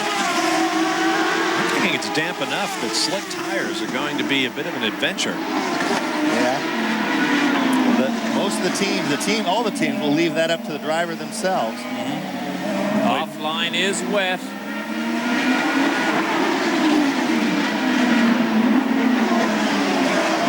It's Tracy still trying hard to make up 3 laps. But 3 laps down. Right.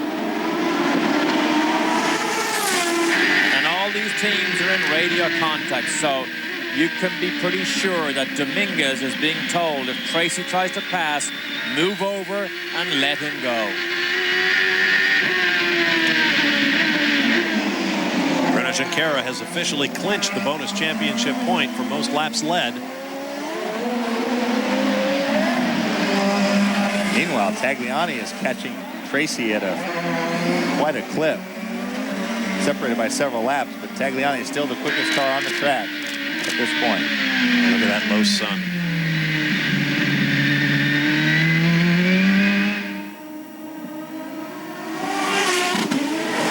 Still a lot of sliding off turn 12. Window will open next time by. Tracy hit the wall here coming up turn 2 on Friday, so lost some time there. Was slow over these chicanes. That's an unusual line over the chicane, but then realized that you crash over the top of them, and he rocketed right up towards to the second row. But it's been all adventure today.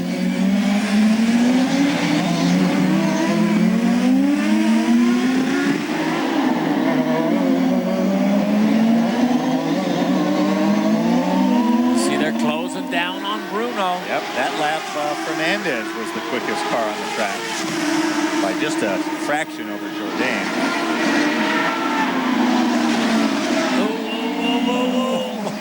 Jourdain is clearly being held up here, but he cannot make the same type of mistake that we saw earlier with so many people. You have to, when you get down the inside, you have to be absolutely decisive and get alongside the car. You stick your nose in, you will get it chopped off. Well, he started to come alongside much like Mika Salo. He was on the wetter part of the track. I thought that he was overcommitted at that point, but once he realized he couldn't do it, he was able to get all the way back out. Now, he will know that even at the speed Fernandez is running, they're both catching Junqueira, so he's at least he's not losing touch with the leader.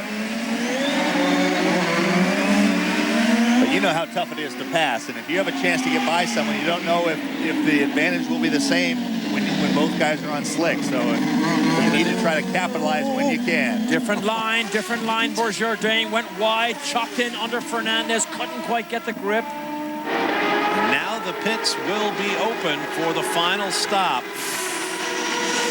Now he closes under braking.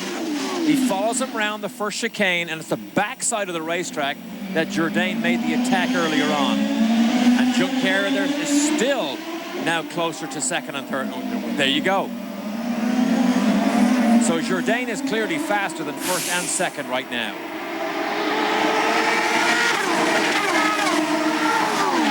As long as he stays on the racetrack. Remember, they'll have until lap 36 to come in. By 36, they must come in. This may work out just fine. You stay out there as long as your wets hold up. Again, the crossover that you're trying to figure out is at what point... Here we go. He's got the run. Got a great run. Good run, yeah. They're still sideways everywhere. He's got to get off the wet stuff in the brake zone. Okay, now he's headed squarely for the back of Junqueira. Jourdain moves into second. That's Junqueira just ahead on the road.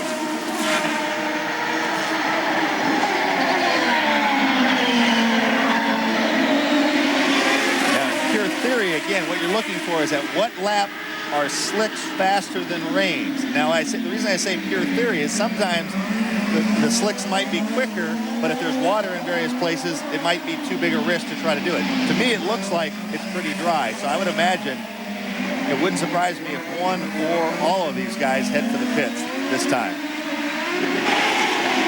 Okay, really slick through here. Jourdain Fenton. There's the wide line, chops under again. So hard to get the traction. No traction control, remember. This year, that's where the fishtail, see it right there. Okay, none of them heading for the pits. So they still feel, again, they're almost 20 seconds off a dry time. So even though there's no standing water, all three of these guys obviously feel. Yeah, this is the toughest fight now Bruno's had all afternoon here. Oh, and Jourdain got in there too hot. Not so hot that he had to straight line it, but hot enough that he really was late picking up the throttle. And here comes Tagliani for slicks. Now these lead guys will be watching Tagliani's times when he comes out. And he'll be like the guinea pig to see how quickly the slicks are quicker. Oh, he moved. He passed him. Jourdain got him. Junqueira very slow there too. Here comes Fernandez to go by Jourdain. And you see what? Excuse me, Junqueira. And you see what Junqueira did? He moved away, let him go, didn't fight for the line. Said, "I need all the points I can get, and I need 4 wheels on this car to get any points." This happened 2 weeks ago to Junqueira, where he faded from second back to 7th, but that was because he was sick in his stomach, which we didn't know at the time.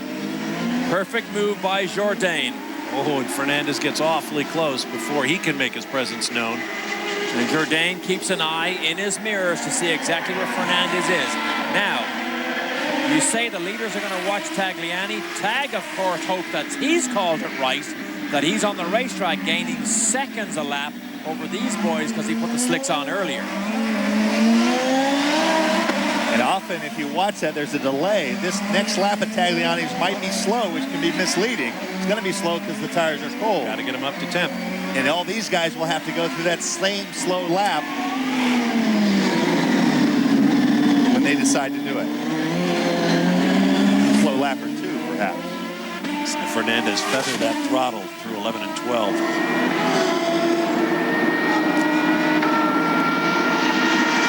Fernandez won here in 2000, one of his 8 wins, so he knows his way around here. Also had a podium in 1999. Finished 3rd here. We'll take a quick break and be back for the final round of pit stops here at Surfers Paradise. Just a moment ago, this is what happened to Alex Tagliani out there on dry weather slick tires as he went down into the first chicane.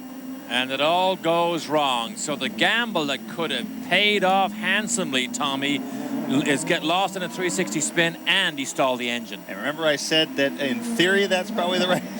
Yeah. There's a joke about the difference between theory and reality, and Tagliani just figured that out. And this is what happened to Mario Haberfeld, who suddenly slowed. He too has come to a stop on the racetrack. So we are under our 6th full course caution, plus 1 red flag and a long stoppage for terrible weather. Haberfeld getting a restart from the Simple Green safety team. Everybody running that chicane. And Mika Sala was back up into the top 10 again. He is 9th. He's been up and down all afternoon. There's Darren Manning. He, Ryan Hunter-Reay, and Jimmy Vasser all stopped while we were away for slick tires. Pits are now open.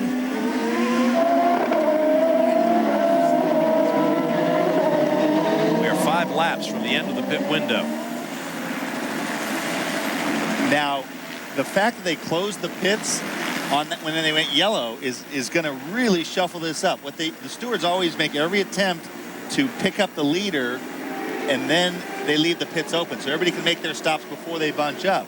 Now, the effect of this will be all those guys who stopped right before, Tagliani accepted because he was stalled, but Vassar, Hunter-Reay, all those guys, they're going to be at the front of the queue if Jourdain, Fernandez, and Junqueira stop. So now these guys have to decide, do we stop now or do we wait till it goes green? They'll probably wait till it goes green and have to try to build up a lead before they come into the pits. And we're being told that's why the pits were closed, because they had to go out and pick up the leader, Michel. So now you've got Jourdain needing to try to build a lead on rain tires on a drying track. Now, whoever the highest up car is on slicks, which I think is Hunter-Reay. Yeah, they both stopped. Yep. Is going to come in now.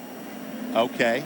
Well, now it's gonna cycle Jimmy and Hunter-Reay right to the front of the line. It's going to be a. Did Tagliani? No, is that Carpentier? Tagliani's a lap down, so it's going to be American Spirit, Tino Hansen 1-2 right now. And Tracy stayed in. That's who the player's car was at the bottom of the screen. There's Carpentier, I believe, just came in. When Haas crew goes to work, as does Team Rahal. And that whole look, Jourdain beat Fernandez out again. Good. And all of that because of slight difference in procedure, having to close the pits. Carpentier ahead of Walter Salas. Now remember, we have a shortened race, so we only have 47 laps. There's only 15 more to go. So track position now on slicks in a drying track is absolutely vital. Jimmy could be in the pound seats here. Brian Hunter-Reay leading. Jimmy Vassar second. Remember, Jimmy flew about 10 laps earlier, was ahead of Ryan Hunter-Reay and Tag, brushed the wall, lost those 2 positions. So if he hasn't damaged the car at all, Jimmy could be in good shape here to make an attack on Ryan Hunter-Reay. This is not too different than the tactic that Team Penske has been employing to great effect with Ryan Newman in Winston Cup. Basically, because they closed the pits there, the only other time that's happened this year was Denver, but nobody had stopped right beforehand to capitalize on it. But basically what it does is you figure out when you need to stop to make it to the end of the race. If a yellow comes out anytime in between where they close the pits, you are sitting pretty. First ever Champ Car race lead for Ryan Hunter-Reay with his teammate Jimmy Vassar just behind. We'll take a break and return for Green Flag Racing. Surfers Paradise Australia, Bob Barsha, Tommy Kendall, Derek Daly with you for live coverage of round 18 of the Bridgestone presents the Champ Car World Series, powered by Ford. Grand Prix of Australia. Ryan Hunter-Reay and teammate Jimmy Vassar run 1-2. Darren Manning in third, followed by his teammate Rodolfo Levine, and then Michel Jourdain. After several cars stopped for dry weather tires just before our 6th full course caution came out. Here are the points as of now. Bruno Junqueira is right on the edge of extinction. If he falls any further back,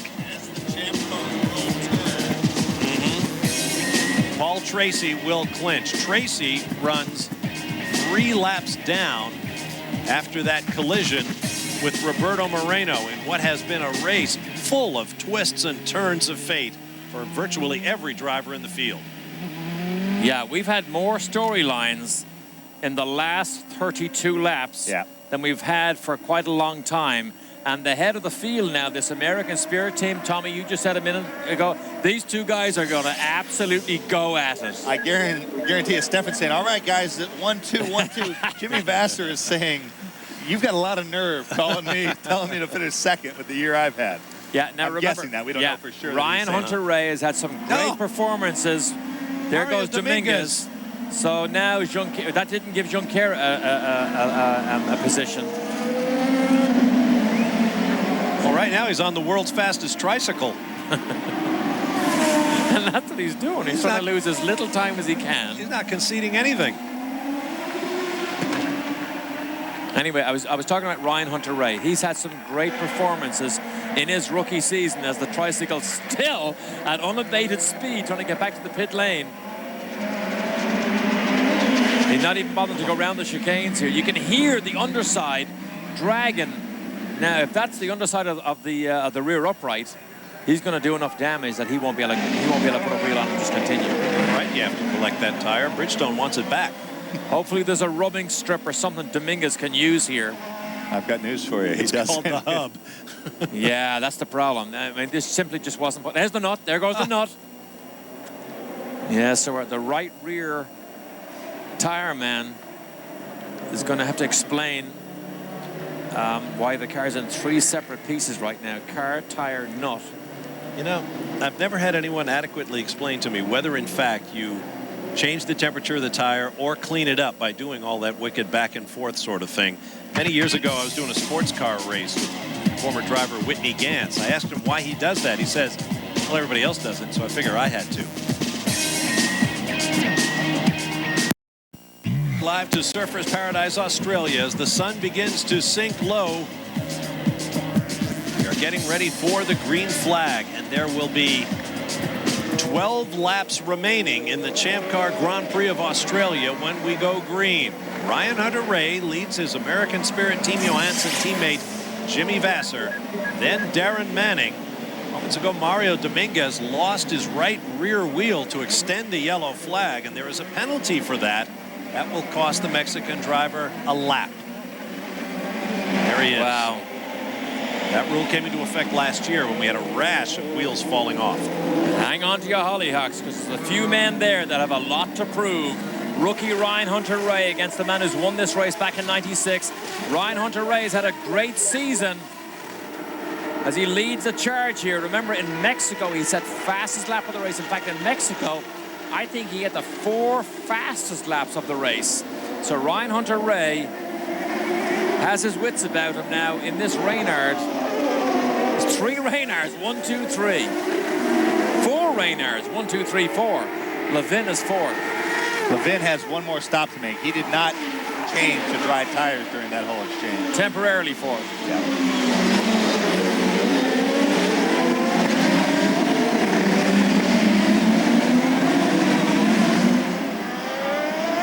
First race lead for Ryan Hunter-Reay here in his rookie season.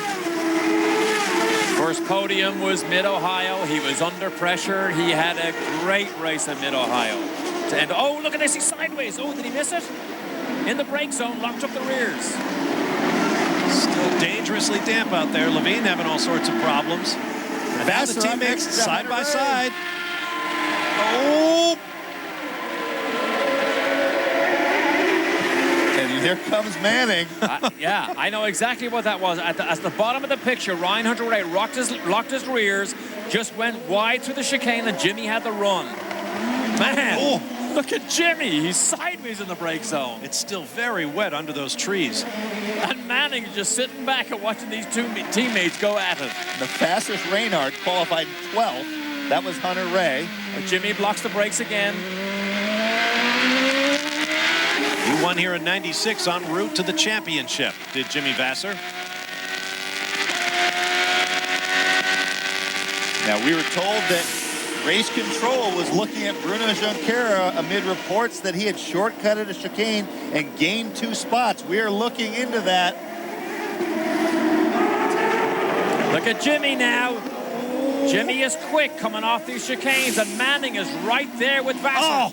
Oh, we got a big one. Bruno Junqueira to the right of your screen, and Mario Haberfeld to the left. And the championship is over. Well, the race isn't over. It's over. Bruno needs to outscore Paul. Well, that's true. Even by if Paul 6 stops points. now. That's right. Yeah! Nice one, boys. Marcus.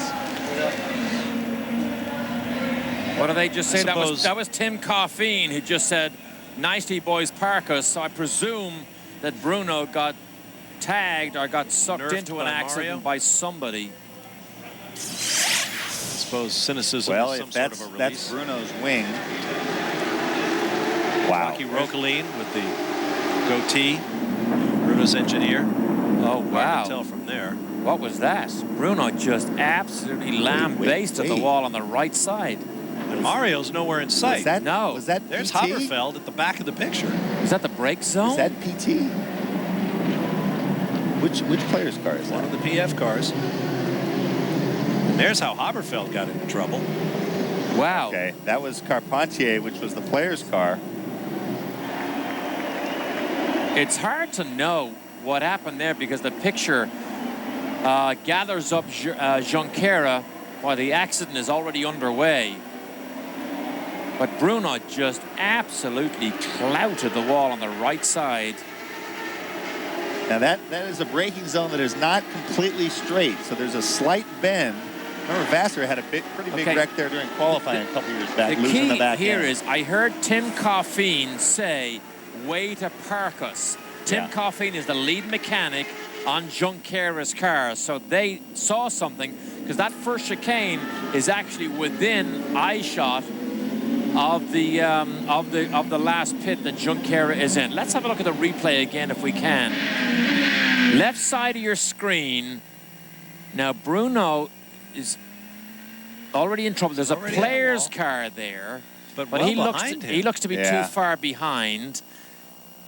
Is there? I don't see another car on the left-hand side. No. That's a very strange. Maybe he lost it under braking. I wonder if Coffin thought that Patrick Carpentier had something to do with Bruno's crash, but yeah, top of the screen is where the pits are. So they wouldn't have seen pit. it. No, they wouldn't. But they might have seen a blue player's car and thought the worst. Or Bruno could have radioed something.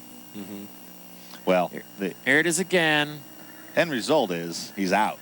Yep. End result and the championship is clinched. Oh, Mika Salo whacked that wheel. He did indeed. And then you saw poor Mario Haberfeld. He lost it also in the brake zone and hit the wall hard. Salo decides to pit to let them have a look at the left front. Bent front suspension. Boy, he's been in the wars today. The hits just top 10 back to last. Top 10 back to last. And they're going to give it a go.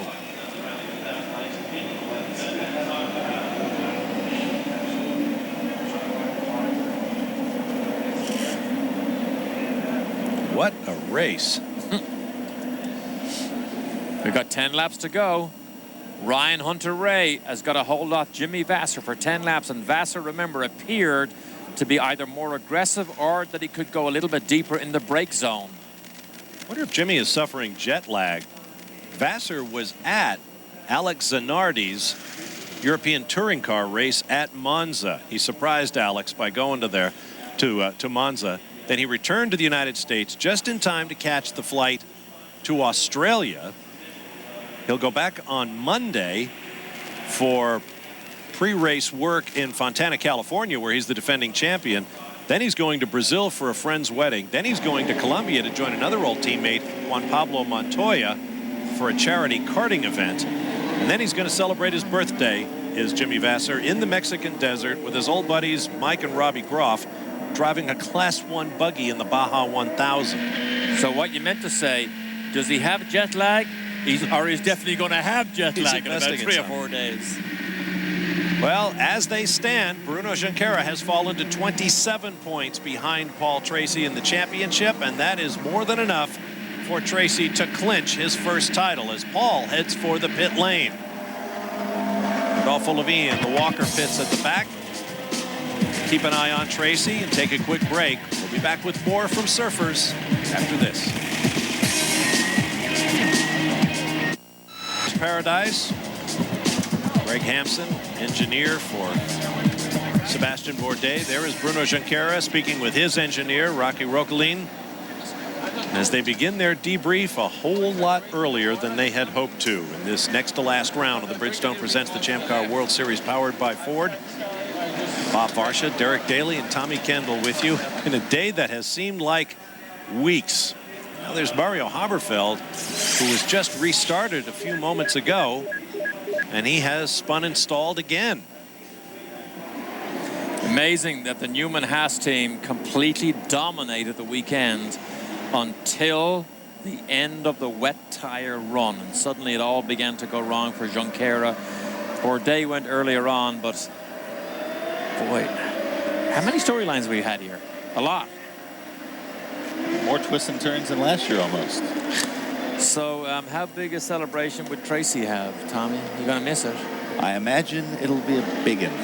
And another one when he gets back to the States here? Tracy had a comment in a media conference earlier this week as you look at Bruno Junqueira, only his second DNF, or did not finish of the season. Paul was asked how he's going to get back on the right time schedule for Fontana. He says, well, typically what we do in Australia is have a huge party and then sleep all the way home. So by the time you get back to California, sleep it off, and you're ready to go.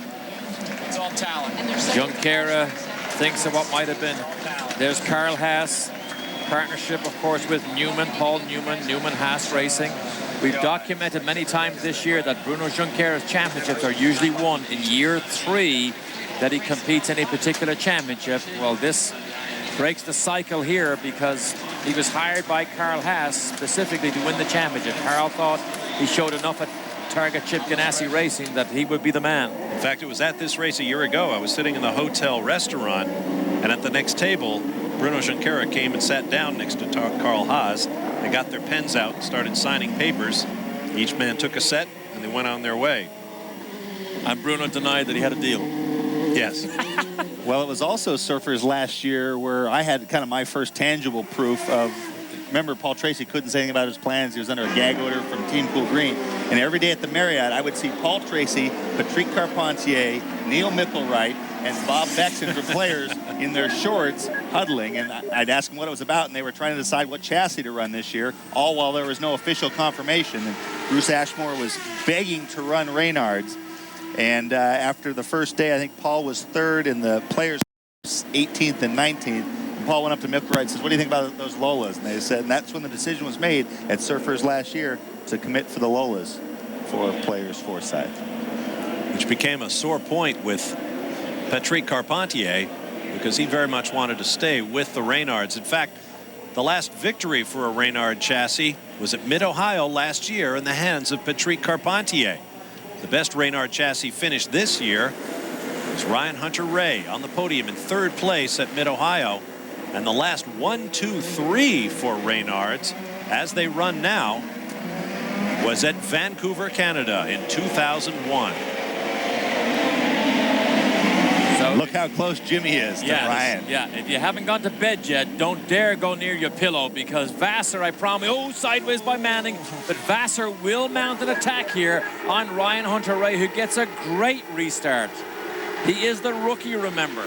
The rookie leading one of the most important races of the year in Surfers Paradise.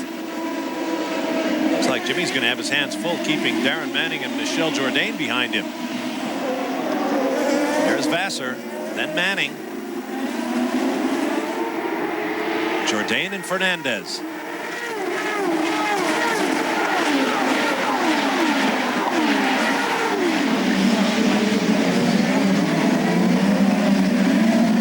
Oh, Fernandez into the wall. Lightly. Is that the Bourdais corner? Same one, same curve? No. This is where the whole shenanigan with Moreno started. They spun at the 2nd chicane. This is the next turn after that. The 90, the first of the double 90s. And full course caution again. Our 7th, if I'm not mistaken. See if Ryan Hunter-Reay has another perfect restart in him. I'm running out of fingers to keep counting these things. Front end damage for Adrian Fernandez, the 2000 winner, and once again, the Simple Green safety team goes to work. They're going to need to refuel at this rate. Take another look. Just on the gas, just that little bit too soon. That was the corner. We saw Moreno and Tracy and Tag and Manning and 2 or 3 or 4 or 5 or 6 or 7 others have that incident earlier. We knew it immediately. My bad. So Jimmy is running out of laps. Ryan Hunter-Reay is glad to see them count down here. Curiouser and curiouser, said Alice. We'll be back. Australia, Ryan Hunter-Reay is all that stands between us and a potential first 2-time winner of this race. Jimmy Vassar, the 96 champion, runs in 2nd place. Paul Tracy is in position to clinch his championship, but it has been a very difficult day for the 7-time race winner this year. Let's review. First green flag lap of the race. Contact with the green car of Sebastian Bourdais sends Tracy spinning and back to the back of the pack. And then during the mid-race sections, Tracy tried to move up the inside of Roberto Moreno with Alex Tagliani. They made it 3 wide down in turn 3. 3 into 1, in this case, will not go. And then as Tracy tried to extract himself, he wound up driving over one of Alex Tagliani's wheels, damaging his own right rear. That led to a long stop. Here is the trip over Tagliani's wheel. That put Tracy 3 laps down. But because Bruno Junqueira crashed out of the race just a few laps ago, Tracy is home and free with his first series championship. Here's a look at our race summary. Rookie Ryan Hunter-Reay is in the race lead. He has led 10 laps thus far. Here's a look at cars out of the race. Oriol Servia in a separate incident on the same lap that saw Paul Tracy spin the first green flag lap of the race. Tiago Montero suffered a gearbox problem. And most of the rest have been damaged from contact with the walls and with their competitors. Adrian Fernandez brought out our 7th and most recent full course caution by nosing into the trackside wall. This Ducati team appears to have the nose job complete. And we've covered most of the high-profile boys throughout the afternoon, but Walter Salas right there in the yellow car where Dale Coyne is having by far the team and his best race of the year. He is currently in 6th place, and it will be his ambition to hold Tagliani, who's right behind him. They're in the midst of those swerving cars. Warming the tires, Bob. So I'm told. Yes. Is Paul Tracy in the blue and white PF racing car. Big movers. Jimmy Vasser started 15th, bitterly disappointed after an electrical fire in second round qualifying. He is currently 2nd, meaning 13 spots advanced on the racetrack. His teammate Ryan Hunter-Reay just 2 fewer, but he holds the all-important 1st position. Darren Manning has made up 11 spots, as has Walter Salas, as Derek mentioned, going from 17th to 6th. Lights are now out on the pace car. You mentioned that electrical fire with Vasser. Before that happened, Jimmy was 5th fastest in qualifying on Friday, so he has been fast right from the first lap when he got here, which should make this fight with his teammate and his attempt to hold off Darren Manning even more interesting. He's going to try to stay closer to Hunter-Reay than he did the last time. He got right up on his gearbox. Hunter-Reay might have given him a little bit of a brake check. Pardon?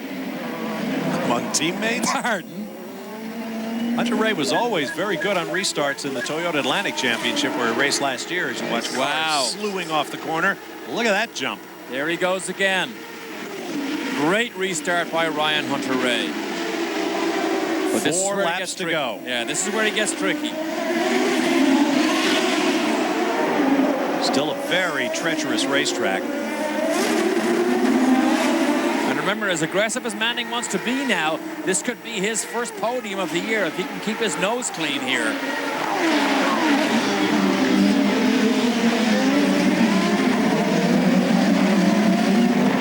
And when you were Darren Manning's age, would you have been thinking podium or 2nd place, right? No, 2nd place.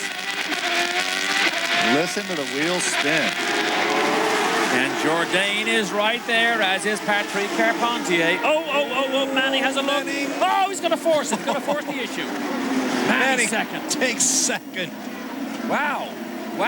Now, can he go after Ryan Hunter-Reay? Look in the mirrors. Looking in the mirrors to see where Vasser is.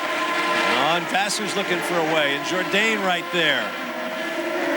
Tommy, you mentioned the wheel spin. That was great control of wheel spin by Manning coming off that left-hander to give him that run down the inside. Great run for Manning. He's been complaining of terminal understeer all weekend. Had a terrible time. Qualified very poorly for him.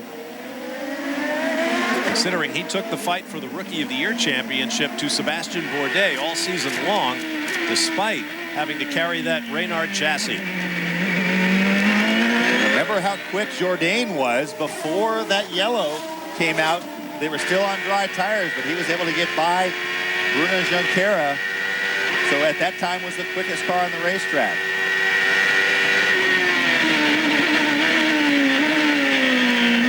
had a great quote on Friday. He said the chicanes are brutal. Well, they're not as bad as they were on Friday because he attacked that one well in the brake zone to get under Jimmy. 3 laps to go here, boys. Well, those guys swapping spots gave Hunter Ray a 3-second lead. And now Carpentier catches up to the back of Jourdain. Salas still ahead of Tagliani. Dominguez right behind him. Levin, Manning's teammate, he's in the top 10 also, as is Jeff Boss. Michel Jourdain poised to score 200 points this season. Right now, if the race were to end, he'd have 195 with 1 race to go.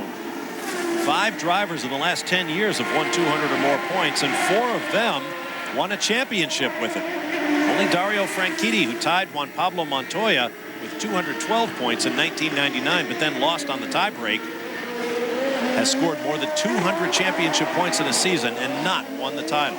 Hunter Ray is checking out. Yeah, he's flying over those chicanes.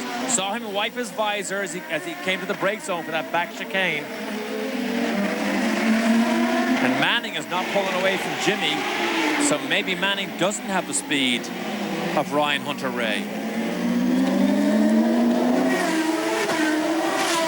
Just 22 years of age. That was a great move by Manning, Tommy. That was a great opportunistic move with so few laps to go to slice down the inside.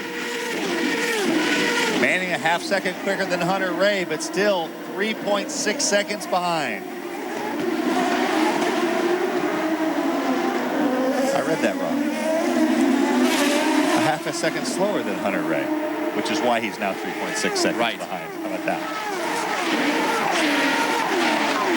Well, if Ryan Hunter-Reay can hold on for another lap and a half, he'll become the 13th different winner in as many runnings of this race, and the 8th different driver to win a race in 2003. Seen a lot of reliability problems with the American Spirit cars this year. Pardon? Come on. Huh? Everybody in Boca Raton will whack you on the back of the head if you said that. I'm just saying. Yeah, Vassar flew at Mid-Ohio and made a mistake. Potentially could have won the race, but Ryan Hunter-Reay had a great weekend there. But the raw speed Ryan Hunter-Reay showed in Mexico, to me, was his signature of this season before today. And it's starting in Miami. He had a new engineer, David Brown, who came from Penske, and before that, from Williams. Formula One. That's right, ran the McLaren Formula 3000 team when that was a driver development program, and then went to the Jordan Formula One team before he came here. Wow, what a weekend this could be. White flag is out for Ryan Hunter-Reay. Whoa! That lap he was a second slower, so now it's 2.6 seconds, but he's got 2.6 seconds to give back over 2.7 miles. To be a 22-year-old rookie and win your first Champ Car race half a world away, he could not be any farther from his home in South Florida. But Manning, look, he is beginning to close in, but he's only got half a lap, a mile and a half. Reynard's 1, 2, 3. First time for that in 2 seasons. And if Ryan Hunter-Reay can hold on, it'll be the second year in a row for a rookie winner in this race.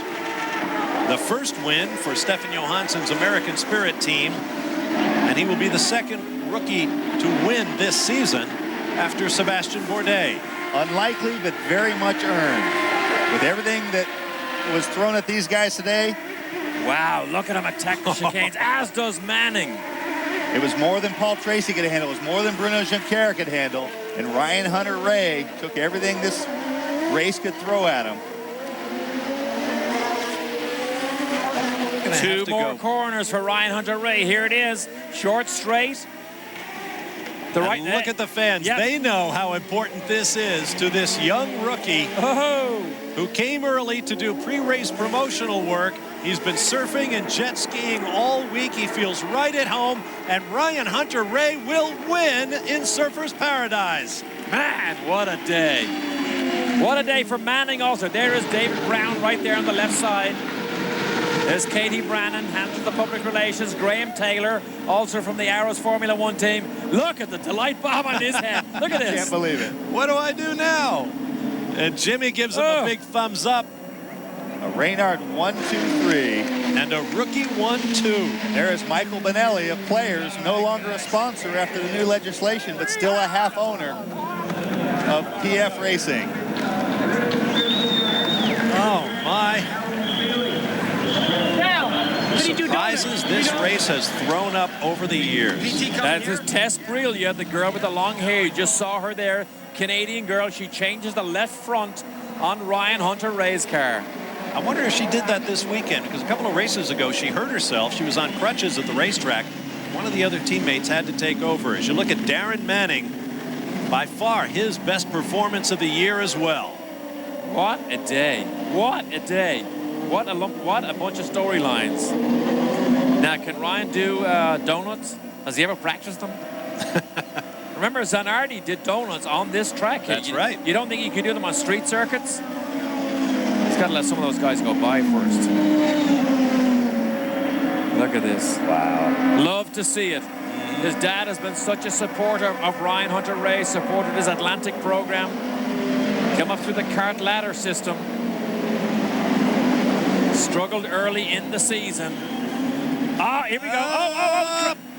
Did he crash? I think he crashed. He did. He did. He crashed. What?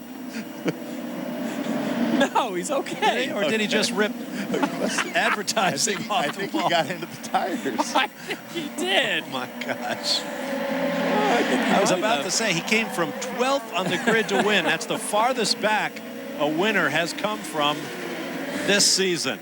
And how about Paul Tracy? That was not the start of an official donut, I promise you. That was more of a pie in the face than the other kind of pastry. Paul Tracy becomes the second Canadian-born Champ Car titleist, the other being Jacques Villeneuve back in 1995. And if you believe the rumors, it's not out of the question that Villeneuve, who does not have a ride in Formula One next year, may be taking another look at Champ Cars after all.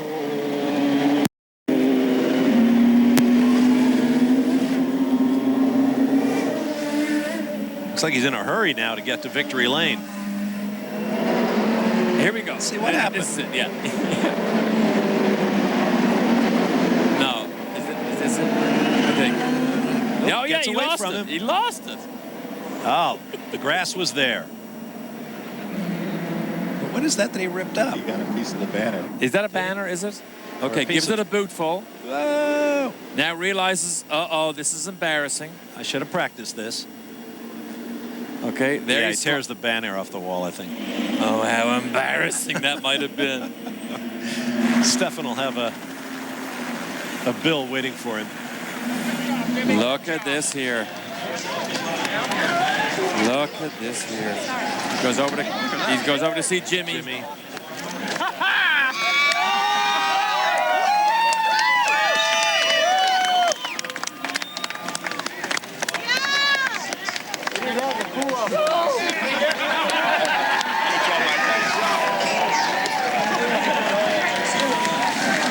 First-year team. Outstanding. There's Rick Rice, our cameraman on the right side. There's Tess right there, Tess Brillia. Doesn't have the crutches. Good. She's there to see her driver, Ryan Hunter-Reay. What about that? There's Graham Taylor, the white shirt. He's the engineer. Katie Brannan handles all the public relations. We'll have the video Rick Rice is shooting for us next week at California Speedway. And there is the Vanderbilt Cup being hoisted by a very emotional Paul Tracy. He's in tears. Chris Pook, CEO of the series, comes over. What a fight this has been for Paul. Tommy, you've been close to him all year long. This is a man who's overcome by emotion right now.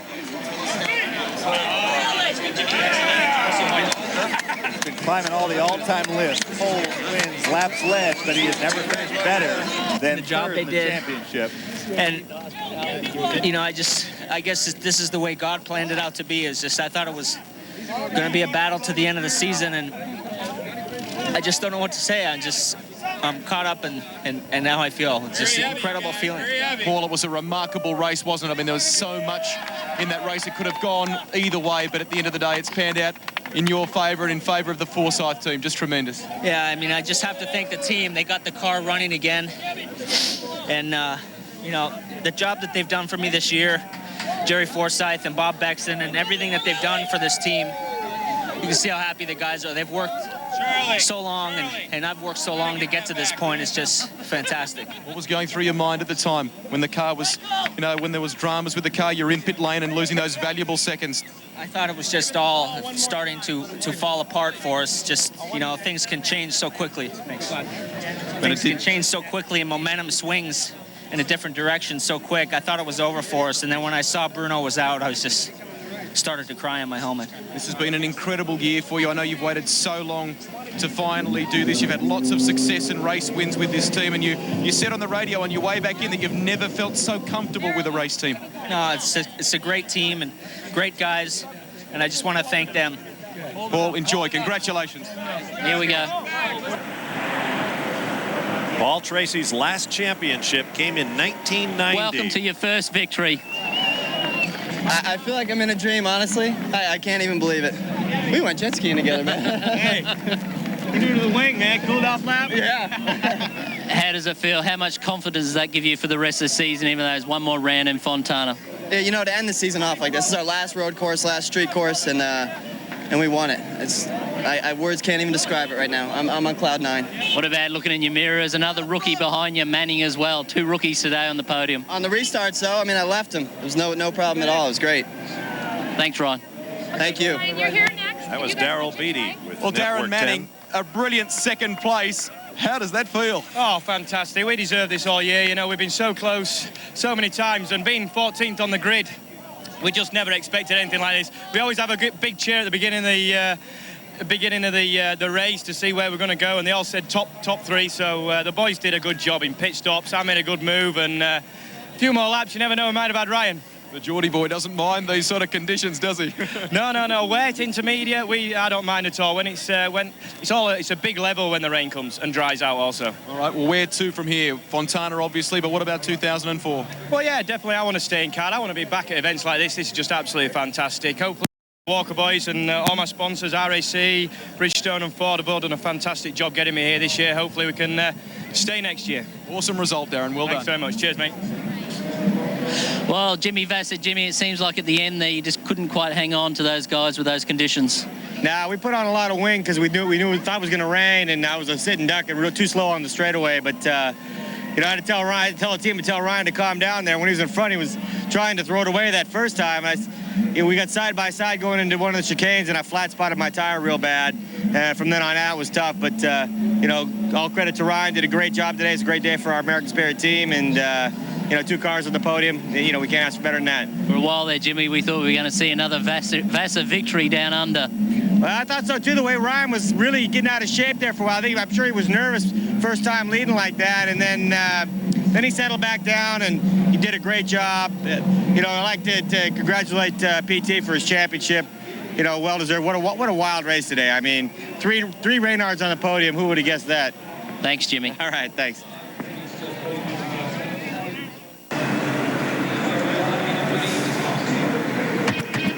I think our Network 10 colleagues are finished. Congratulations indeed to Paul Tracy. And as I mentioned, his last title came in the old Indy Light Series in 1990. Once again, he is a champion.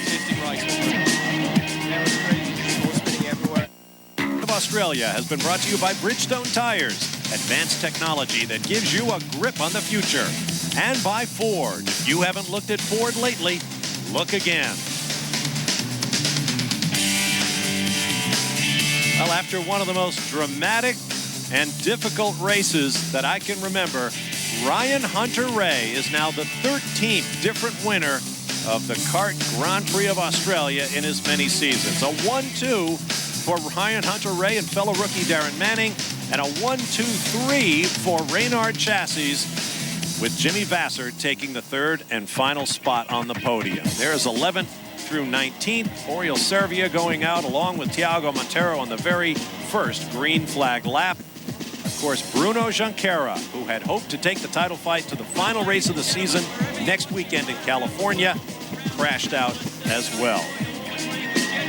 While the post-race festivities begin, here's a look at the standings with one race remaining. 27 points is more than Paul Tracy needed to lock up his first title. How about some final thoughts, gentlemen, beginning with you, Derek Daly? Well, I can guarantee you that the Hunter Rays and Boca Raton are all screaming and shouting right now, and probably will for the rest of the night, because that was a superb performance. But for me, to see Paul Tracy in tears shows the human side of him. And if he didn't win this championship this year, it really wouldn't have been a season that was properly capped off. Well, and the race was kind of like that. It seemed like no one wanted to win it, but you got to say that Paul Tracy did it his way. He never backed off. He was going for it every lap, and so I've always said he values that almost more than a championship. Now he's had both. He drove every lap of the season that way, and it paid off in a championship. I want to thank Australian Network 10 for their assistance in bringing you the pictures from today's race. It was a very difficult race for them as well. And we'll look at our coverage plans for the final round of the Bridgestone Presents the Champ Car World Series powered by Ford qualifying here on Speed Channel, 4:30 next Saturday. Race coverage itself live beginning at 2:30 p.m. on Sunday. Jimmy Vasser raises his trophy. The party will last long into the night. But the cars will be packed up. Teams will load themselves and their equipment onto airplanes, and they will be in California on Monday. We'll see you next weekend for another and the final race, a 500-miler. It will be exciting, but it will not decide the championship. That has already been done. It brings the career of Paul Tracy full circle. The crowd will come to its feet. Flash bulbs popping in the grandstand. Now the big story coming into this weekend. Zipping out of its pimp juice glass. Doing a good job in the car, trying to do a good job out of the car. Let's go racing. You're starting next to a guy named Paul Tracy. Do you know what a chrome horn is? Paul Tracy, winner of the inaugural Grand Prix of St. Petersburg. It's where I wanted to start the season, and I can't be any happier. For the first time in 21 years, one driver will win both of the opening races of the season. The 29th Toyota Grand Prix of Long Beach, victory to Paul Tracy. That's a message to all these naysayers down the pit lane that PT's for shizzle and nizzle. We're not curing cancer here. We're supposed to race and have some fun. I'm gonna go to the grocery store and hit the express checkout lane. There's an incurable deadly disease going up and down the pit lane. It's called wineritis. I'm gonna show Jordan who's the boss at Apple. My money comes in heaps, and the kids love me in the streets. I just go out there and I do what I do, and I love to do what I do, and that's race the car. Paul Tracy from Toronto. You are the king of Toronto, yeah. 19th career win for the team. Number 24 in Paul Tracy's glittering career. First ever 1-2 finish for Players Foresight. He does get the victory here in Mexico City. 13 years ago, Paul Tracy arrived in Champ Car racing as a bespectacled prodigy from the suburbs of Toronto, the Thrill from West Hill. As he crept up the all-time lists in starts, wins, and laps led, there was always that one empty space in the column titled Championships. That space has now been filled. Congratulations to Paul Tracy, champion for 2003.